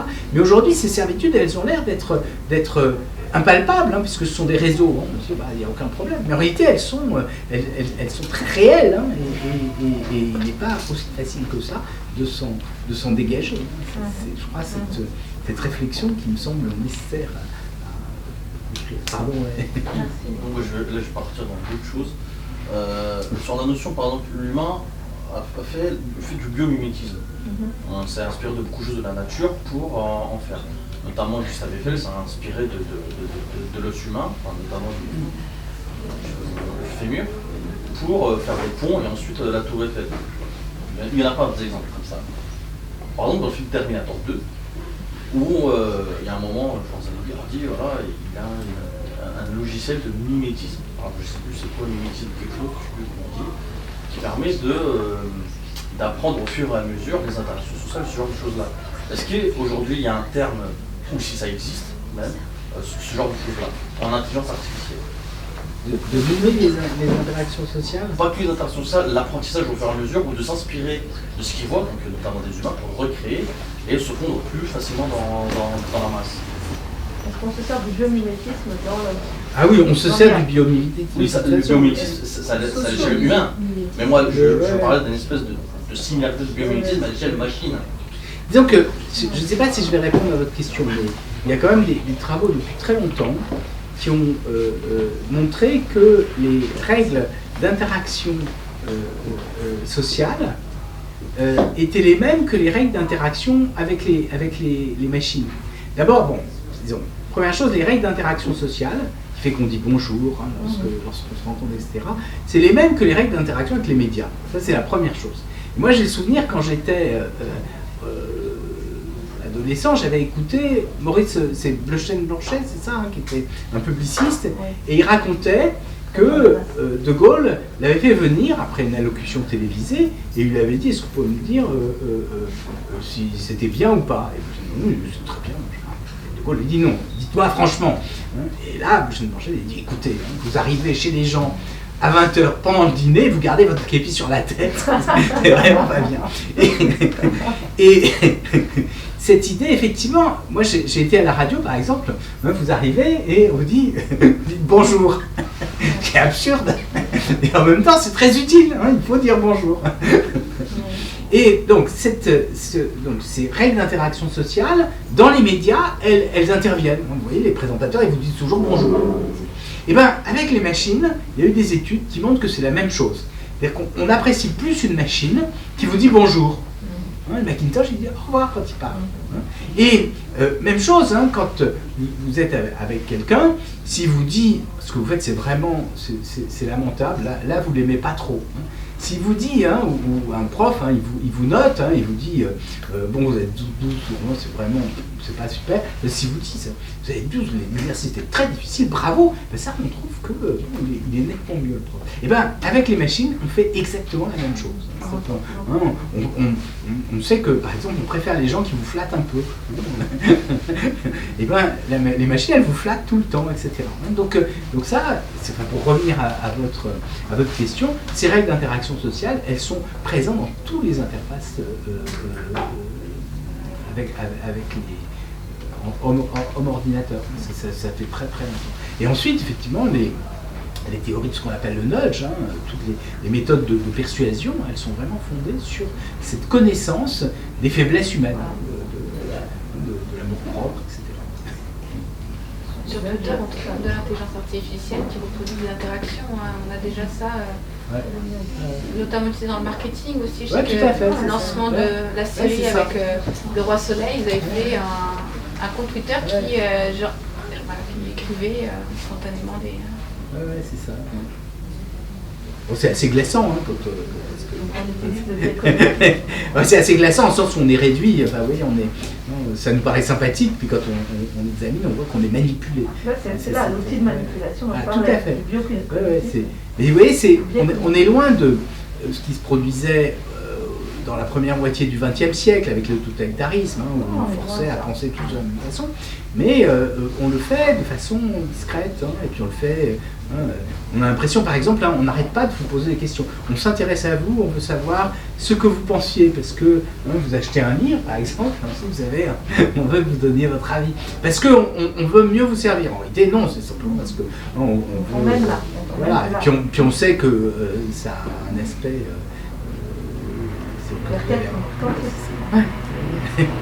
Là, vous soulignez quelque chose. Je reviens aux bibliothèques. Aujourd'hui, il n'y a plus personne qui vous explique. Vous allez dans les musées, voir les tableaux, c'est écrit tout petit que. On parlait de, je sais pas, d'un peintre, Van Gogh, c'est ça? C'est tout petit, Van Gogh, né un machin, qui a dessiné des trucs. C'est illisible. Ça fait 20 ans que je râle. Chaque fois que je vais là-dedans, ça reste toujours illisible en bas parce que c'est fait par des gens. Donc, si vous voulez, est-ce que nous ne sommes pas arrivés, va-t-on arriver à une ère de la communication? C'est-à-dire que cette bibliothèque médiasport, médiathèque, je crois, aura des gens avec qui on va pouvoir communiquer et non pas vous dire, monsieur, vous allez là, ou rien du tout, ou monsieur, mettez votre masque sur la tête parce que je suis pas chaud, je suis chaud. Non, vous voyez, ce que je veux dire, c'est qu'on est dans un monde où il n'y a plus d'interaction. J'en arrive à Héraclite, je crois. Je ne sais pas s'il y avait Héraclès, qui est contre Platon. Je pense que nous sommes, nous, des enfants de Platon, avec Montmartre ou la Tour Eiffel, alors que Héraclite a dit la vie est relation, sagesse. Est-ce que nous ne sommes pas arrivés à cette époque, à ce moment-là, avec toute cette technique, hein, je n'en nie pas le confort, hein, je préfère le confort d'aujourd'hui de celui d'hier, mais ça n'empêche. Est-ce que, point de vue social, on n'est pas en train de faire quelque chose qui monte? C'est vrai que c'est une société un peu étrange hein, de ce point de vue-là. Hein. Il y a une distance beaucoup plus grande entre les individus. Et ça risque de s'accroître. Hein. Vous avez entendu parler hein, de ce projet de Mark Zuckerberg, justement, le métaverse. Hein. C'est une idée de science-fiction. C'est dont on parle ici, assez ancienne, hein, qui est d'avoir un monde virtuel à l'intérieur duquel nous aurons tous nos échanges communs. C'est qu'on n'aura plus besoin d'aller le matin au bureau, éventuellement d'aller en boîte le soir. Hein. On aura un casque de réalité virtuelle et puis là on dansera dans son studio et là on aura l'impression d'être avec tout le monde. Les enfants de plus en plus. Il y avait un jeu à l'époque aux États-Unis, il y avait Second Life. Ouais, Second Life, c'est ça. C'est vieux, hein, Second Life, hein, ça a 20 ans. Hein. C'est un peu l'évolution métaverse de Second Life. Et oui, tout à fait. Le métaverse, c'est la même chose que Second Life. Sauf qu'aujourd'hui, avec les technologies de réalité virtuelle, on peut aller beaucoup plus loin. Et puis les Sims qui faisaient ça. On en parle aussi dans le film, le dernier film, comme ça. Ready Player One, exactement. C'était toujours ça, avec la réalité virtuelle. On est dans d'autres choses. Et quand même un but social, hein, c'est ça qui est intéressant, c'est qu'on se projette dans ce monde, mais pour rencontrer des gens. S'isoler. Mais en même temps, pour revenir à ce que dit monsieur, à la fois c'est une relation, mais en même temps c'est une relation quand même singulièrement tronquée, parce qu'elle est très virtuelle. Elle est même peut-être un peu artificielle. Oui, c'est ça, quand même ça. Et cet épisode aussi alors qui plus est, hein, enfin, moi ce que j'ai vu, je crois que non, mais moi je me demandais, est-ce qu'un des gros problèmes justement de tous ces dispositifs techniques, c'est pas le fait que les objectifs, par exemple des GAFA, c'est un peu d'avancée cachée. Parce que là on est en train de parler de métaverse, on est en train de parler de mettre en commun du savoir, mais en fait, quand on gratte un peu, on trouve derrière Facebook un bête réseau publicitaire, et c'est pareil pour Facebook. Donc, est-ce que c'est pas là aussi un des problèmes qui crée aussi de la défiance? Ouais. Moi, je suis d'accord avec vous, hein, c'est ce que j'ai essayé d'expliquer d'ailleurs. Dans le mythe de la singularité, je prenais la notion de singularité technologique, hein, qui est cette idée qu'on va pouvoir télécharger notre conscience sur les machines. J'ai essayé en tant que scientifique de montrer que ça n'avait aucun fondement, mais en même temps, je me demandais, mais pourquoi ces grands acteurs de l'Internet, puisque la plupart de ceux qui nous expliquent qu'elle va advenir, sont employés par ces grandes sociétés, que ce soit Ray Kurzweil, qui est employé de Google, que ce soit Elon Musk, qui a sa propre société, Bill Gates, nous disent attention, c'est dangereux, hein, et en même temps, ils nous disent on va vous aider, on va vous sauver, au contraire. Et moi, je crois que derrière, effectivement, cette grande crainte, cette fable qui raconte, il y a cette idée de rideau de fumée devant ce que sont les véritables ambitions de ces grands acteurs qui veulent se substituer aux États.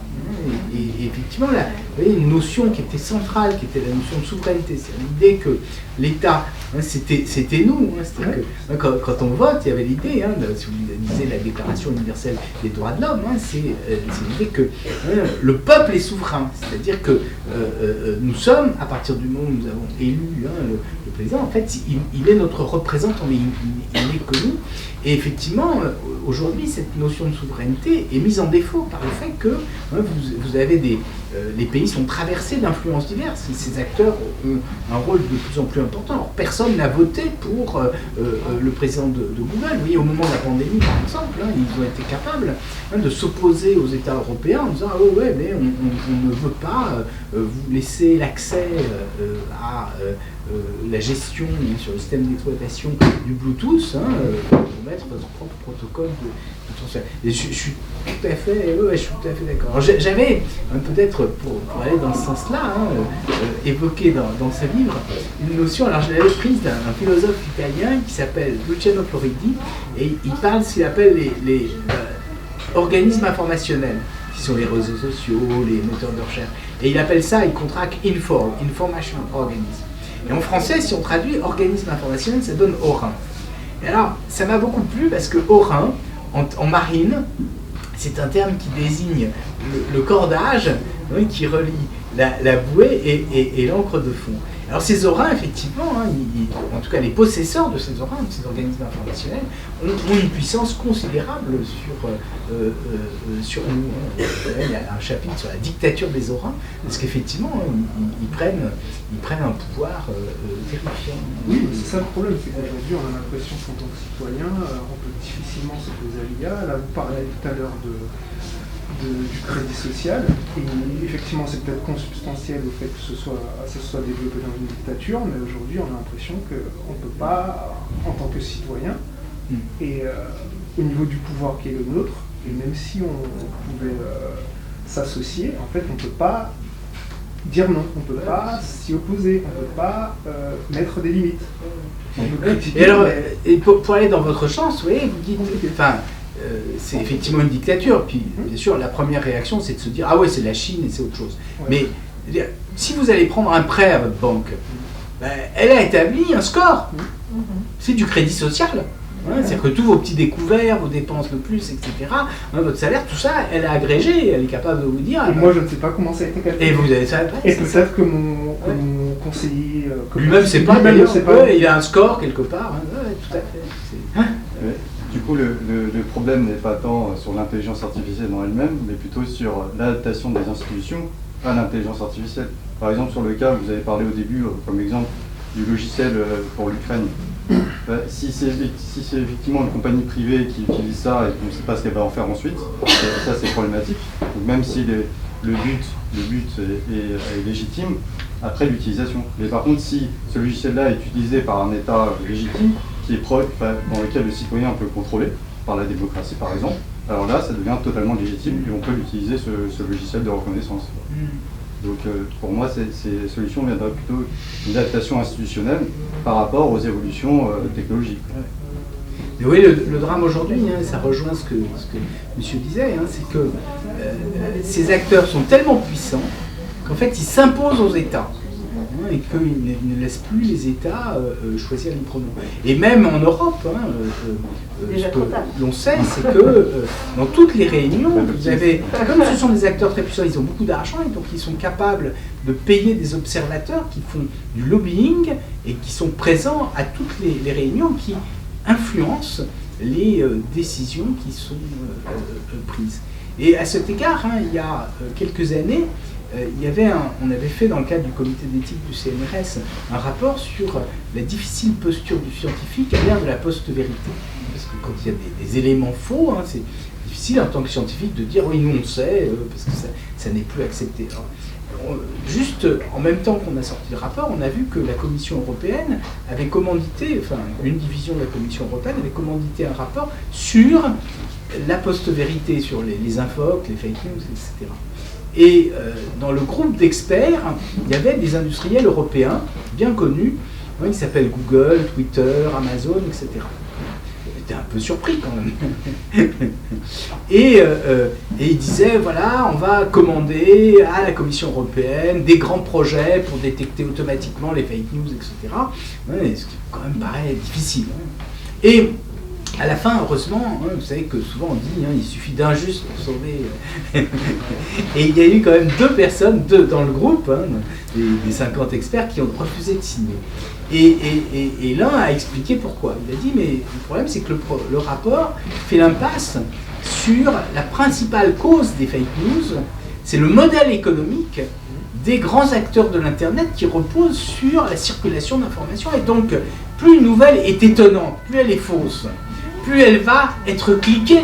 Et donc, bien sûr, on va encourager les nouvelles fausses. Donc, effectivement, toutes les bonnes intentions qu'on va énoncer dans les chartes éthiques, la réalité, c'est qu'elles sont vraiment réduites à néant face aux ambitions de ces acteurs. Donc, je crois que vous avez bien raison, c'est la question politique en réalité qui se pose, mais politique au sens nouveau, c'est-à-dire que c'est plus la politique à l'intérieur des États, c'est le fait que les États se trouvent face à de nouveaux acteurs qui prennent un pouvoir considérable.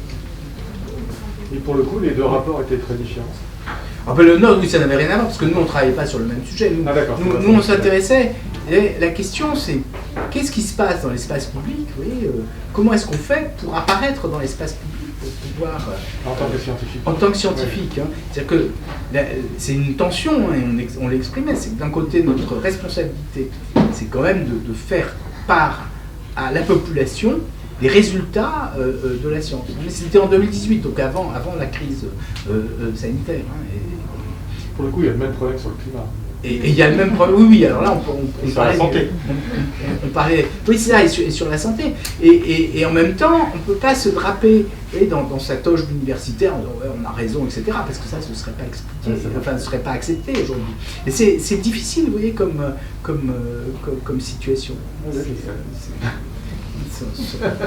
Sans compter qu'il y a, que pour des raisons personnelles, hein, il y a des scientifiques qui, pour des raisons d'ego, hein, qui tout d'un coup prennent des positions qui sont, on parle du climat par exemple, l'ancien ministre hein, qui avait des positions climato-sceptiques. Hein, c'est juste pour vous donner. Mais dans le cadre du rapport de la commission Connect, non, ils disaient bah, c'est une question de désinformation, et ils réclamaient eux un programme financé par la Commission européenne. Hein, donc, ce qui n'avait rien à voir. Ouais. Moi, je voulais juste venir dire sur un autre sujet de l'IA. Si vous permettez de vous le faire. Ouais, bien sûr. Il y a un manga, je ne sais pas si vous connaissez, vous l'avez déjà vu, Psychopass. Est-ce que quelqu'un a déjà vu? Ça me dit quelque chose. Bah, en fait, dans ce manga-là, ce qui est abordé, c'est que dans le futur, dystopique, utopique, ça libre chacun de l'interpréter. Ils ont mis en place des machines qui analysent la psyché des gens et du coup leur niveau de dangerosité. Et à partir d'un certain niveau de psyché, de stress et autres, vous devenez dangereux et on vous isole socialement. Ou on vous tue. Ça dépend, où est-ce que ça va.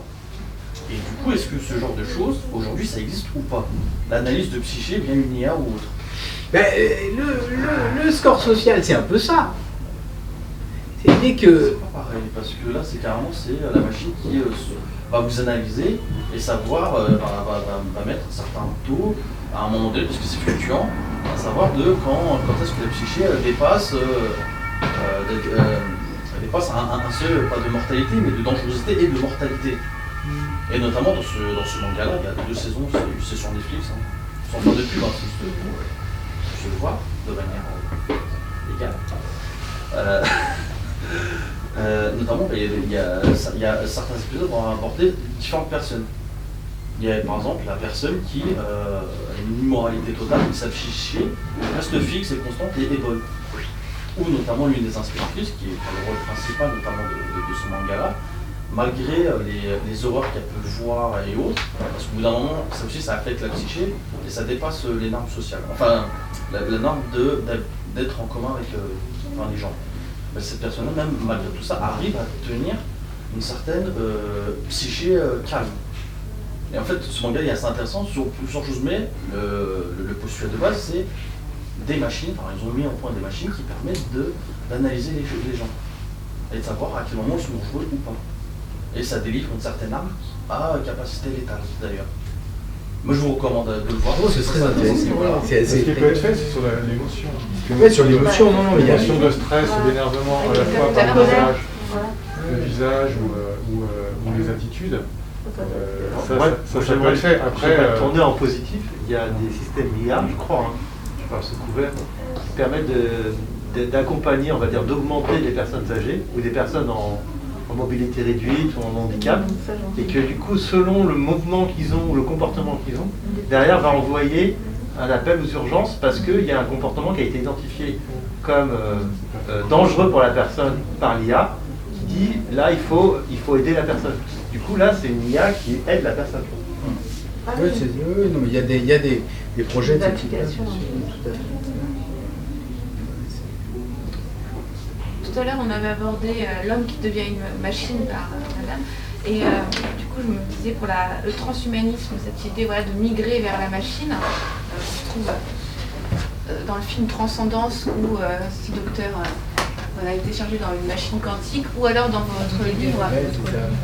Ce matin, Maman a été téléchargé, donc qui est plutôt humoristique, mais bon, qui apporte cette question. Et c'est bien que ça arrive après, on parlait des grands acteurs, c'est aussi...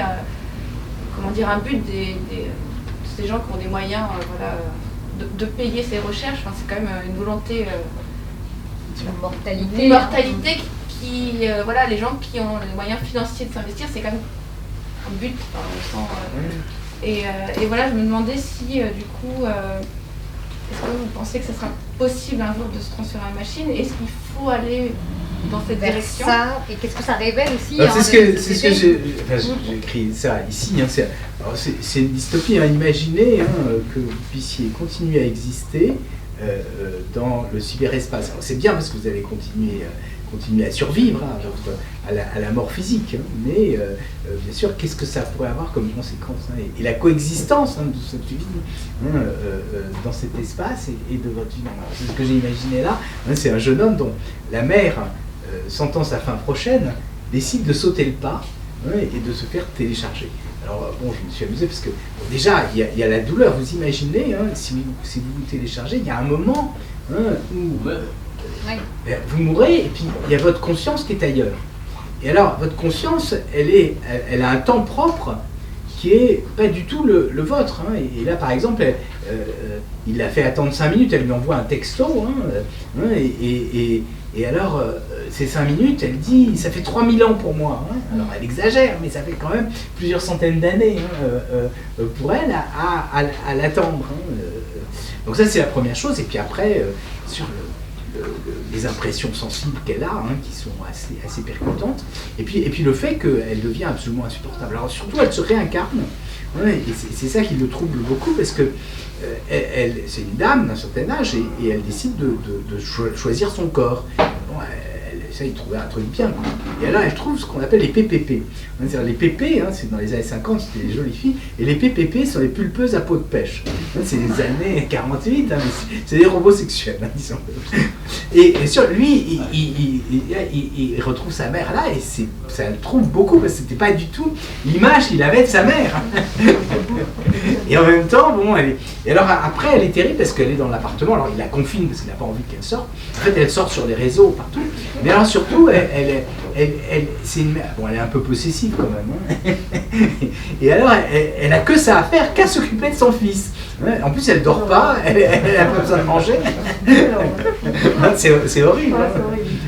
Mais alors, donc ça, c'est l'aspect amusant. Mais en même temps, je voulais montrer quand même l'aspect dystopique, c'est-à-dire la coexistence. Si ça arrivait, la coexistence de personnes téléchargées et de personnes vivantes serait très difficile.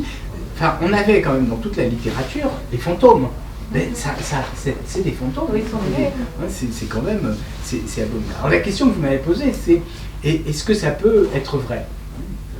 C'est-à-dire que, d'abord, les grands acteurs de l'Internet, ils nous disent oui, il n'y a pas de problème, on va y arriver, etc. Et moi, j'ai regardé leurs arguments en tant que scientifique. Je me suis rendu compte que c'était une extrême pauvreté. C'est ce que j'ai démontré. Le mythe de la singularité, c'est que l'idée, c'est que la loi de Moore fait que les machines vont être de plus en plus puissantes. Et qu'à un moment donné, elles vont être tellement puissantes qu'elles vont avoir une conscience qu'on va pouvoir télécharger notre conscience dessus. Mais bon, c'est un argument assez faible. J'essaye de montrer pourquoi cet argument pose problème. Alors, je ne vais pas vous refaire toute la démonstration ici, mais ce qui est étonnant, c'est que je me souviens qu'un jour, après la sortie du livre, j'étais allé dans le grand amphithéâtre des arts et métiers du monde, et puis là, donc j'explique ça, et là il y a quelqu'un qui me dit « Ouais, mais qui est-ce que vous êtes, vous, pour dire ça? Parce que Elon Musk, lui, il a tout réussi, et donc il va réussir ça. » Je me dis « D'accord, mais moi, effectivement, mais c'est l'idée, vous êtes un petit prof, lui il a beaucoup plus d'argent, donc il a tout réussi. » Et donc, voilà, je crois qu'il faut quand même être capable de bien analyser les arguments. C'est pas le fait qu'il a de l'argent qui va faire qu'il va tout réussir. Et heureusement, parce qu'aujourd'hui, il va plus loin, vous voyez, il essaye de mettre tous nos cerveaux en réseau. Il appelle ça l'esprit de la ruche. Donc, si ça se réalisait, ça veut dire que nous n'aurions plus d'intériorité. C'est-à-dire ce que vous pensez, je le saurais immédiatement. C'est quand même, c'est vraiment une transformation majeure de l'humanité qui surgirait. Et je crois que, on parlait de ces questions d'importance. Quand je l'ai écrit, ça me semblait, au début, ça ne m'intéressait pas ces histoires. Puis je me suis dit, mais c'est vrai que c'est à moi. J'avais vu des collègues philosophes, j'aurais dit, mais vous devez dénoncer ça. En fait, ils ne voulaient pas le dénoncer. Et après, je me suis dit, mais c'est peut-être en tant que scientifique de faire l'analyse de ce genre de choses pour l'expliquer auprès du grand public. Mais c'est vrai que pour ça que les philosophes, c'est ce que je vous disais tout à l'heure, mais il y a comme une gêne, quoi, je comprends pas. C'est un peu... Alors moi j'ai une double formation, j'ai une formation de philosophe, mais c'est vrai qu'il y a une communauté computer and philosophie, donc j'y suis allé, et c'est vrai que quand j'ai vu qu'il y avait toutes ces déclarations, qui vous parlaient d'éthique, etc., c'est pour ça que je m'y intéressais, puis j'ai vu toutes ces déclarations sur la singularité technologique. Et donc je dis à des personnes bien connues dans le domaine, mais il faut répondre. Et alors ils rigolaient. Et puis ensuite, donc j'ai écrit un article dans une conférence, donc j'ai l'article accepté, puis il y avait 3 pelés dans la salle, et juste après, il y avait quelqu'un qui parlait d'intelligence artificielle qui disait des choses complètement stupides. Enfin. Et donc après, il y avait vous savez, souvent quand vous faites une conférence scientifique, il y a une revue. Donc moi je dis, est-ce que je peux publier mon mari? Elle me dit, oh ouais, c'est bien. Donc j'écris, et il y a 2 rapporteurs qui me disent, ouais, c'est bien, il y a des petits détails à changer. Et puis un autre qui me dit, ouais, c'est bien, mais je suis pas d'accord. Et il me dit, il faut te citer tel et tel article. Et je regarde, c'était plusieurs articles avec le même premier auteur. Alors, j'ai cru comprendre, parce que, c'est peut-être une interprétation abusive, qu'il y avait des chances que ce soit l'auteur du rapport. Et alors je suis allé le voir, en fait je le connaissais, je suis allé voir quand même, je me suis dit, il y a quelque chose qui ne va pas. Et effectivement, il parlait aux universités à la singularité. Donc, vous voyez, et après, ce qui s'est passé, c'est que la rédactrice du numéro spécial de la revue m'a dit, écoute, il n'y a pas de problème, parce que ton article j'aime beaucoup, tu vas l'écrire, puis on va ensuite demander à ce reviewer de faire un commentaire, comme ça vous aurez... Et puis, quelques mois après, je reçois un message en me disant, ah ouais, mais c'est pas possible, il vous faudrait réécrire complètement l'article, parce que ça va pas du tout, etc. Et donc, je connaissais le rédacteur en chef de la revue, donc je lui demande, il me dit, ah ouais, mais c'est pas la peine d'essayer, il me décourage. Et puis après, je le revois, il me dit, ah ouais, mais bon, aujourd'hui, on ne peut plus écrire contre la singularité, parce que c'était Google qui était derrière. Et donc, ça se fait pas. Et c'est pour ça, après, donc, on ne pouvait pas l'écrire en anglais, alors je l'écris en français. Avant, c'était l'inverse. Et donc, j'ai écrit le bouquin après. Mais c'est simplement pour vous voyez qu'il y a... moi, je trouve que c'était une forme de compromission de la part de ces philosophes qui étaient impliqués, qui étaient dans des réseaux, dans des comités d'éthique, etc. Et donc c'est un peu triste. C'est-à-dire que tous les philosophes ne sont pas comme ça, mais ceux qui s'intéressent à la technologie, puisque ils sont ensuite impliqués dans tout un tas de réseaux financés par ces grands acteurs, effectivement, ils n'osent pas s'y opposer. De même, vous voyez, les comités d'éthique, c'est quand même étonnant. On a parlé de la société Neuralink, mise en place par Elon Musk, qui veut mettre des puces dans le cerveau, etc. Et les comités d'éthique, ils ont plein de recommandations. Ils disent, ouais, il ne faut pas discriminer, la vie privée, etc. Et aucun n'a condamné Elon Musk, ce qui est quand même étonnant. Mais parce qu'effectivement, Elon Musk, il est trop puissant ou Mark Zuckerberg, ils sont trop puissants pour que... Et donc, effectivement, on se retrouve dans une situation extrêmement... c'est ce que j'ai essayé de faire dans le livre Servitude virtuelle, c'est de montrer que justement, les concepts qui sont au fondement de la réflexion de ces comités d'éthique, eux, sont un peu... D'ailleurs, vous voyez, il y a un marteau, ici. Alors, je vais vous expliquer. C'est pas de moi, le marteau, je l'ai emprunté, mais je peux le rendre. C'était un philosophe qui s'appelle Frédéric Nietzsche. Dans le Crépuscule des idoles, il dit on va prendre un marteau pour taper sur les... Il fait de la philosophie à coups de marteau pour taper sur les marteaux, sur les concepts, pour essayer d'entendre le bruit qu'il répercute. J'ai essayé de faire ça avec les grands principes éthiques qui sont énoncés, comme l'autonomie de la personne, la bienfaisance, etc. Et ça me semblait, en tout cas, pour moi, c'était important de le faire.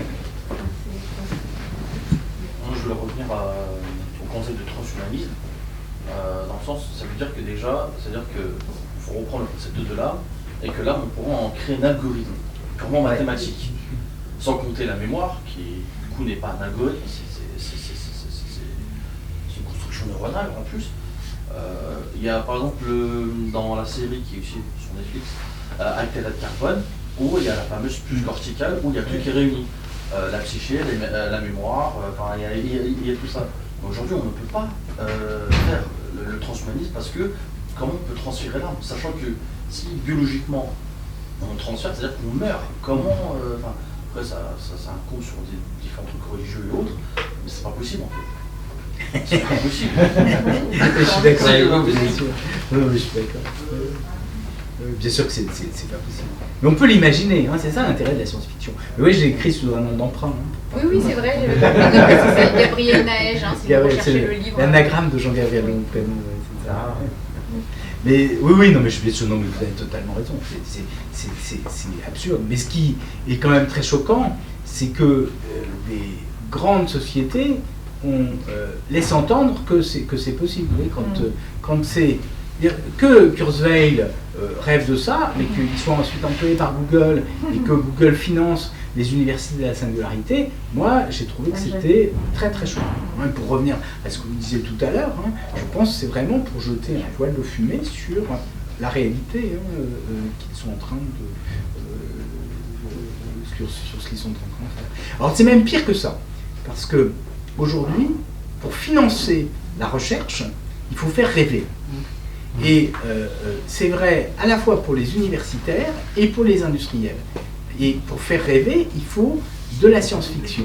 Et donc, par exemple, Elon Musk, il n'est pas certain qu'il croit vraiment dans son projet, parce qu'il est irréalisable, pour tout dire. Alors, je ne suis pas un spécialiste de neurosciences, mais je connais un peu, parce qu'il se trouve dans ma carrière, j'ai financé les sciences cognitives et les neurosciences, et vous avez tout à fait raison, on n'est pas capable de faire ça, de même qu'on n'est pas capable d'augmenter notre mémoire, pour différentes raisons sur lesquelles je n'insisterai pas ici, ce serait un peu long, mais on est très très loin de ça. Mais en même temps, Elon Musk utilise ça pour pouvoir avoir des financements, et en réalité sa société elle a 2 étages.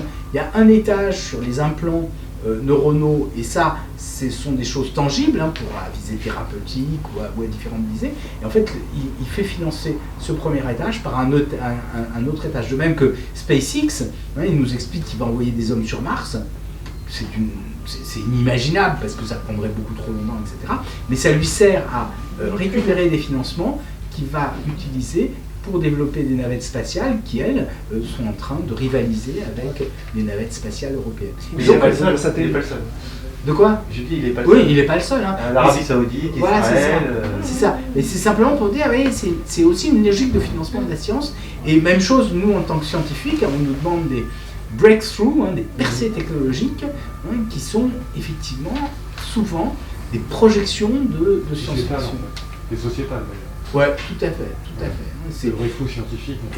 Et c'est un peu terrible parce que bien sûr c'est très éloigné de ce qu'on est capable de faire, mais c'est ce qui peut motiver les bureaucrates qui financent ou les fonds d'investissement. Il y a eu une société américaine il y a quelques années qui avait fait une sorte d'immortalité, enfin un projet d'immortalité en cryogénisation. Ça a duré 5 ans. Après, il n'y avait plus d'argent pour faire tourner les frigos, et c'est tombé, donc du coup ils sont tous morts. Deuxième fois. Dommage. Vous aviez... Oui, je me disais aussi en vous entendant parler que toutes ces sociétés, comme Elon Musk, ils nous vendaient aussi une espèce d'idéologie de liberté avec ce transhumanisme.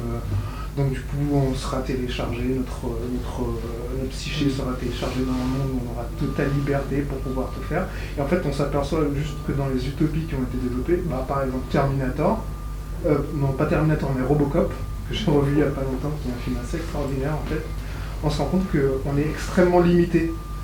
Par exemple, à un moment donné, il s'aperçoit qu'il veut tirer sur un individu, mais en fait, il y a des règles qui ont été implémentées à son insu qui lui empêchent de tirer sur n'importe qui. Donc en fait, on se rend compte que même avec les dystopies auxquelles on a pensé, on sera toujours limité.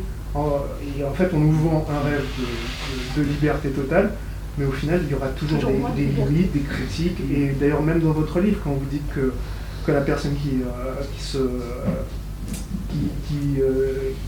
a sa personnalité dans une PPP elle est assignée à résidence, c'est exactement pareil. En fait, on retombe aussi sur des limites physiques, des limites qui existent actuellement et qui sont peut-être aussi indépassables. Ouais, c'est sûr. Alors l'IA justement fait rêver, mais l'IA peut faire aussi faire des cauchemars, comme dans certaines dystopies, justement, comme dans Terminator, justement, avec ce soulèvement des machines.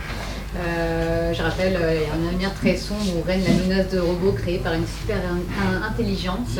On parle de singularité technologique, justement, en disant que les machines deviennent de plus en plus fortes. Et donc, il y a dans l'horizon des possibles, est-ce que ça fait partie des choses qu'on doit craindre, justement?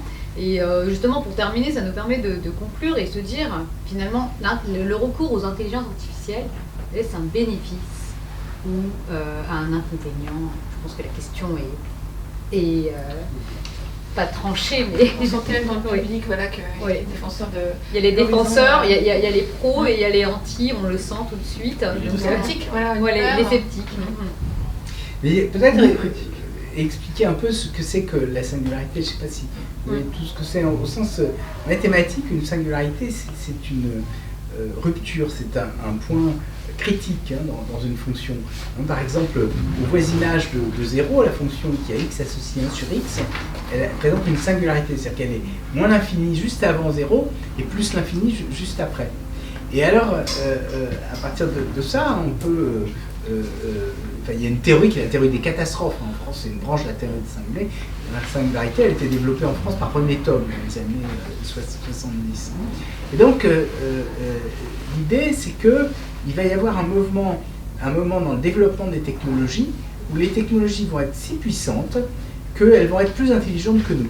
Et à ce moment, il y a une singularité parce que c'est un moment de bascule. C'est-à-dire que le statut, c'est ça que ça veut dire, le statut de l'homme dans la nature va changer, puisqu'il va être dépassé par des machines, et à ce moment-là, soit il devient l'esclave de ces machines. Alors, on est à ce moment, on a atteint cette...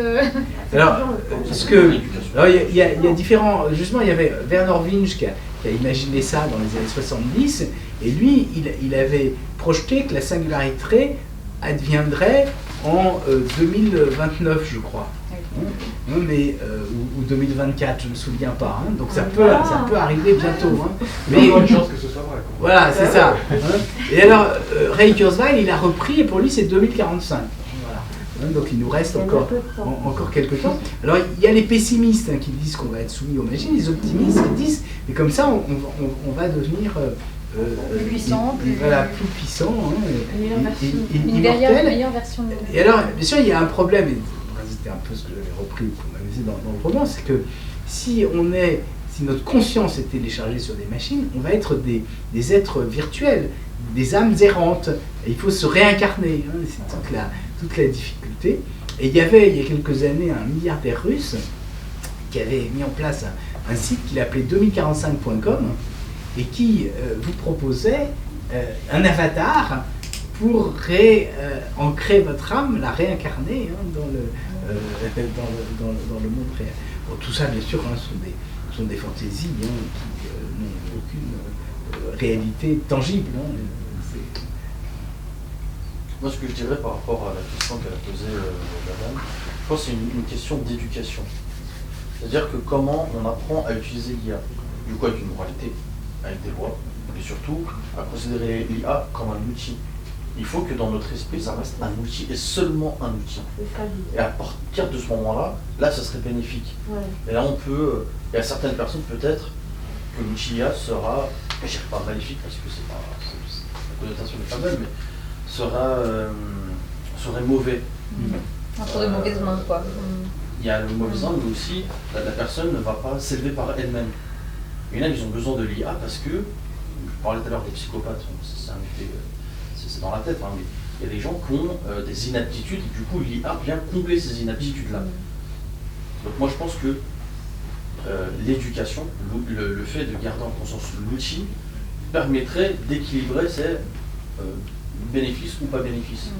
Comment on apprend à les utiliser. La personne qui était tout à l'heure derrière, qui n'avait pas cet attrait à la technologie, ça reste, tout à l'heure je parlais de curiosité. moi, de ce que je constate, il y a la curiosité, il y a l'attrait, parce que bon, aussi le marketing fait qu'il y en a ils vont plus être attirés vers la technologie, ils vont l'aimer, et il y a d'autres non, parce qu'à partir de 35 ans, selon certains psychologues, on est habitué à utiliser certains outils, on ne veut pas évoluer. C'est vrai, c'est faux, parce que ça dépend des gens, même si c'est majoritairement vrai. Mais je pense que l'équilibre reste le fait de garder en conscience que c'est un outil et il faut s'éduquer avec. Oui, mais en l'utilisant la que en question, outil. c'est ce que vous disiez, c'est si tu as moins de morts en avion parce que la machine a pris le relais, tu vas préférer être dans un avion où c'est la machine qui conduit. Voilà. Je préférais même, moi qui aime beaucoup de technologie, je préfère toujours qu'il y ait quand même un bonhomme au commun. Oui, mais si la machine est meilleure que toi, on s'habitue, les trams, enfin les métros. En fait, on accepte, on se pose même plus de questions. On prend la ligne 1 et puis les tramways, la machine est meilleure, elle est meilleure que nous. Et puis c'est des outils qui deviennent assez vite limitants parce que si on prend quelque chose d'aussi bête que le GPS, au quotidien, tous maintenant, on va quasi automatiquement dégainer notre téléphone. Dès qu'on est un peu perdu, quasi personne ne fait l'effort d'essayer de s'orienter tout ça et on n'éduque plus les enfants à se repérer tout seul dans l'espace, alors que c'est quelque chose il faudra bien des gens on pour programmer beaucoup, il y a encore pas si longtemps. Il y a pas mal de choses qu'on abandonne consciemment et qu'on n'apprend plus et on s'ampute finalement petit à petit d'aptitudes qu'on développait peut-être beaucoup plus auparavant. Donc ce sont des béquilles, des outils, mais qui deviennent des béquilles et petit à petit, on devient plus faible, la machine devient plus performante. Indispensable. Indispensable. Après, il y a des tendances qui sont créées, notamment en Allemagne, il y a carrément fait des centres psychologiques pour les gens qui étaient addicts à regarder leur mail. Il y a une addiction à ça. Il y a des gens, par exemple, que j'ai connus quand j'étais étudiant, si au bout de 2 heures ils sont plus leur téléphone portable, ils deviennent fous en fait. Ils craquent, il faut qu'ils restent connectés. C'est vraiment une démon de la connexion à Internet ou à la technologie en ce moment. C'est ce qu'on trouve dans le livre de Damasio, effectivement. Oui. Des dépendances. Il y a cette dépendance. Et c'est comme il s'adresse aux jeunes, je pense que c'est aussi pour nous, on a vécu ça, donc on peut le concevoir, mais les nouvelles générations, voilà, ce ne sont pas les mêmes. Il y a des études qui ont été faites par des neurobiologistes sur les conséquences à la fois cognitives, c'est-à-dire le comportement, et neurobiologiques de l'utilisation du numérique. Alors, c'est difficile à étudier du point de vue méthodologique parce que nous sommes dans un monde où tout le monde utilise le numérique. Et on peut pas prendre une classe de 50 personnes et dire « Ah, vous n'aurez jamais le numérique !» D'abord, on n'y arriverait pas, puis ce serait trop cruel quand même. Mais, oui, mais ça, mais le problème, c'est que c'est la difficile. Mais en revanche, ce qu'ils font, c'est qu'ils prennent des personnes qui sont vraiment addictes aux jeux vidéo, ou qui ont des comportements compulsifs, et ils comparent avec d'autres. Et ce qu'ils notent, c'est quand même qu'il y a des différences dans la mémoire à court terme, qui sont extrêmement fortes, et puis aussi dans les capacités d'attention. Et en particulier, ils regardent aussi ceux qui ont l'habitude de faire plusieurs tâches, les multitask. Je ne sais pas comment ils appellent ça en français. Multitâches. Et là encore, ils voient que les multitâches ont beaucoup plus de difficultés à maintenir leur attention, et surtout, bizarrement, qu'ils sont moins bons en multitâches que les autres. Parce que comme ils ne maintiennent pas leur attention, à terme, ils sont moins bons.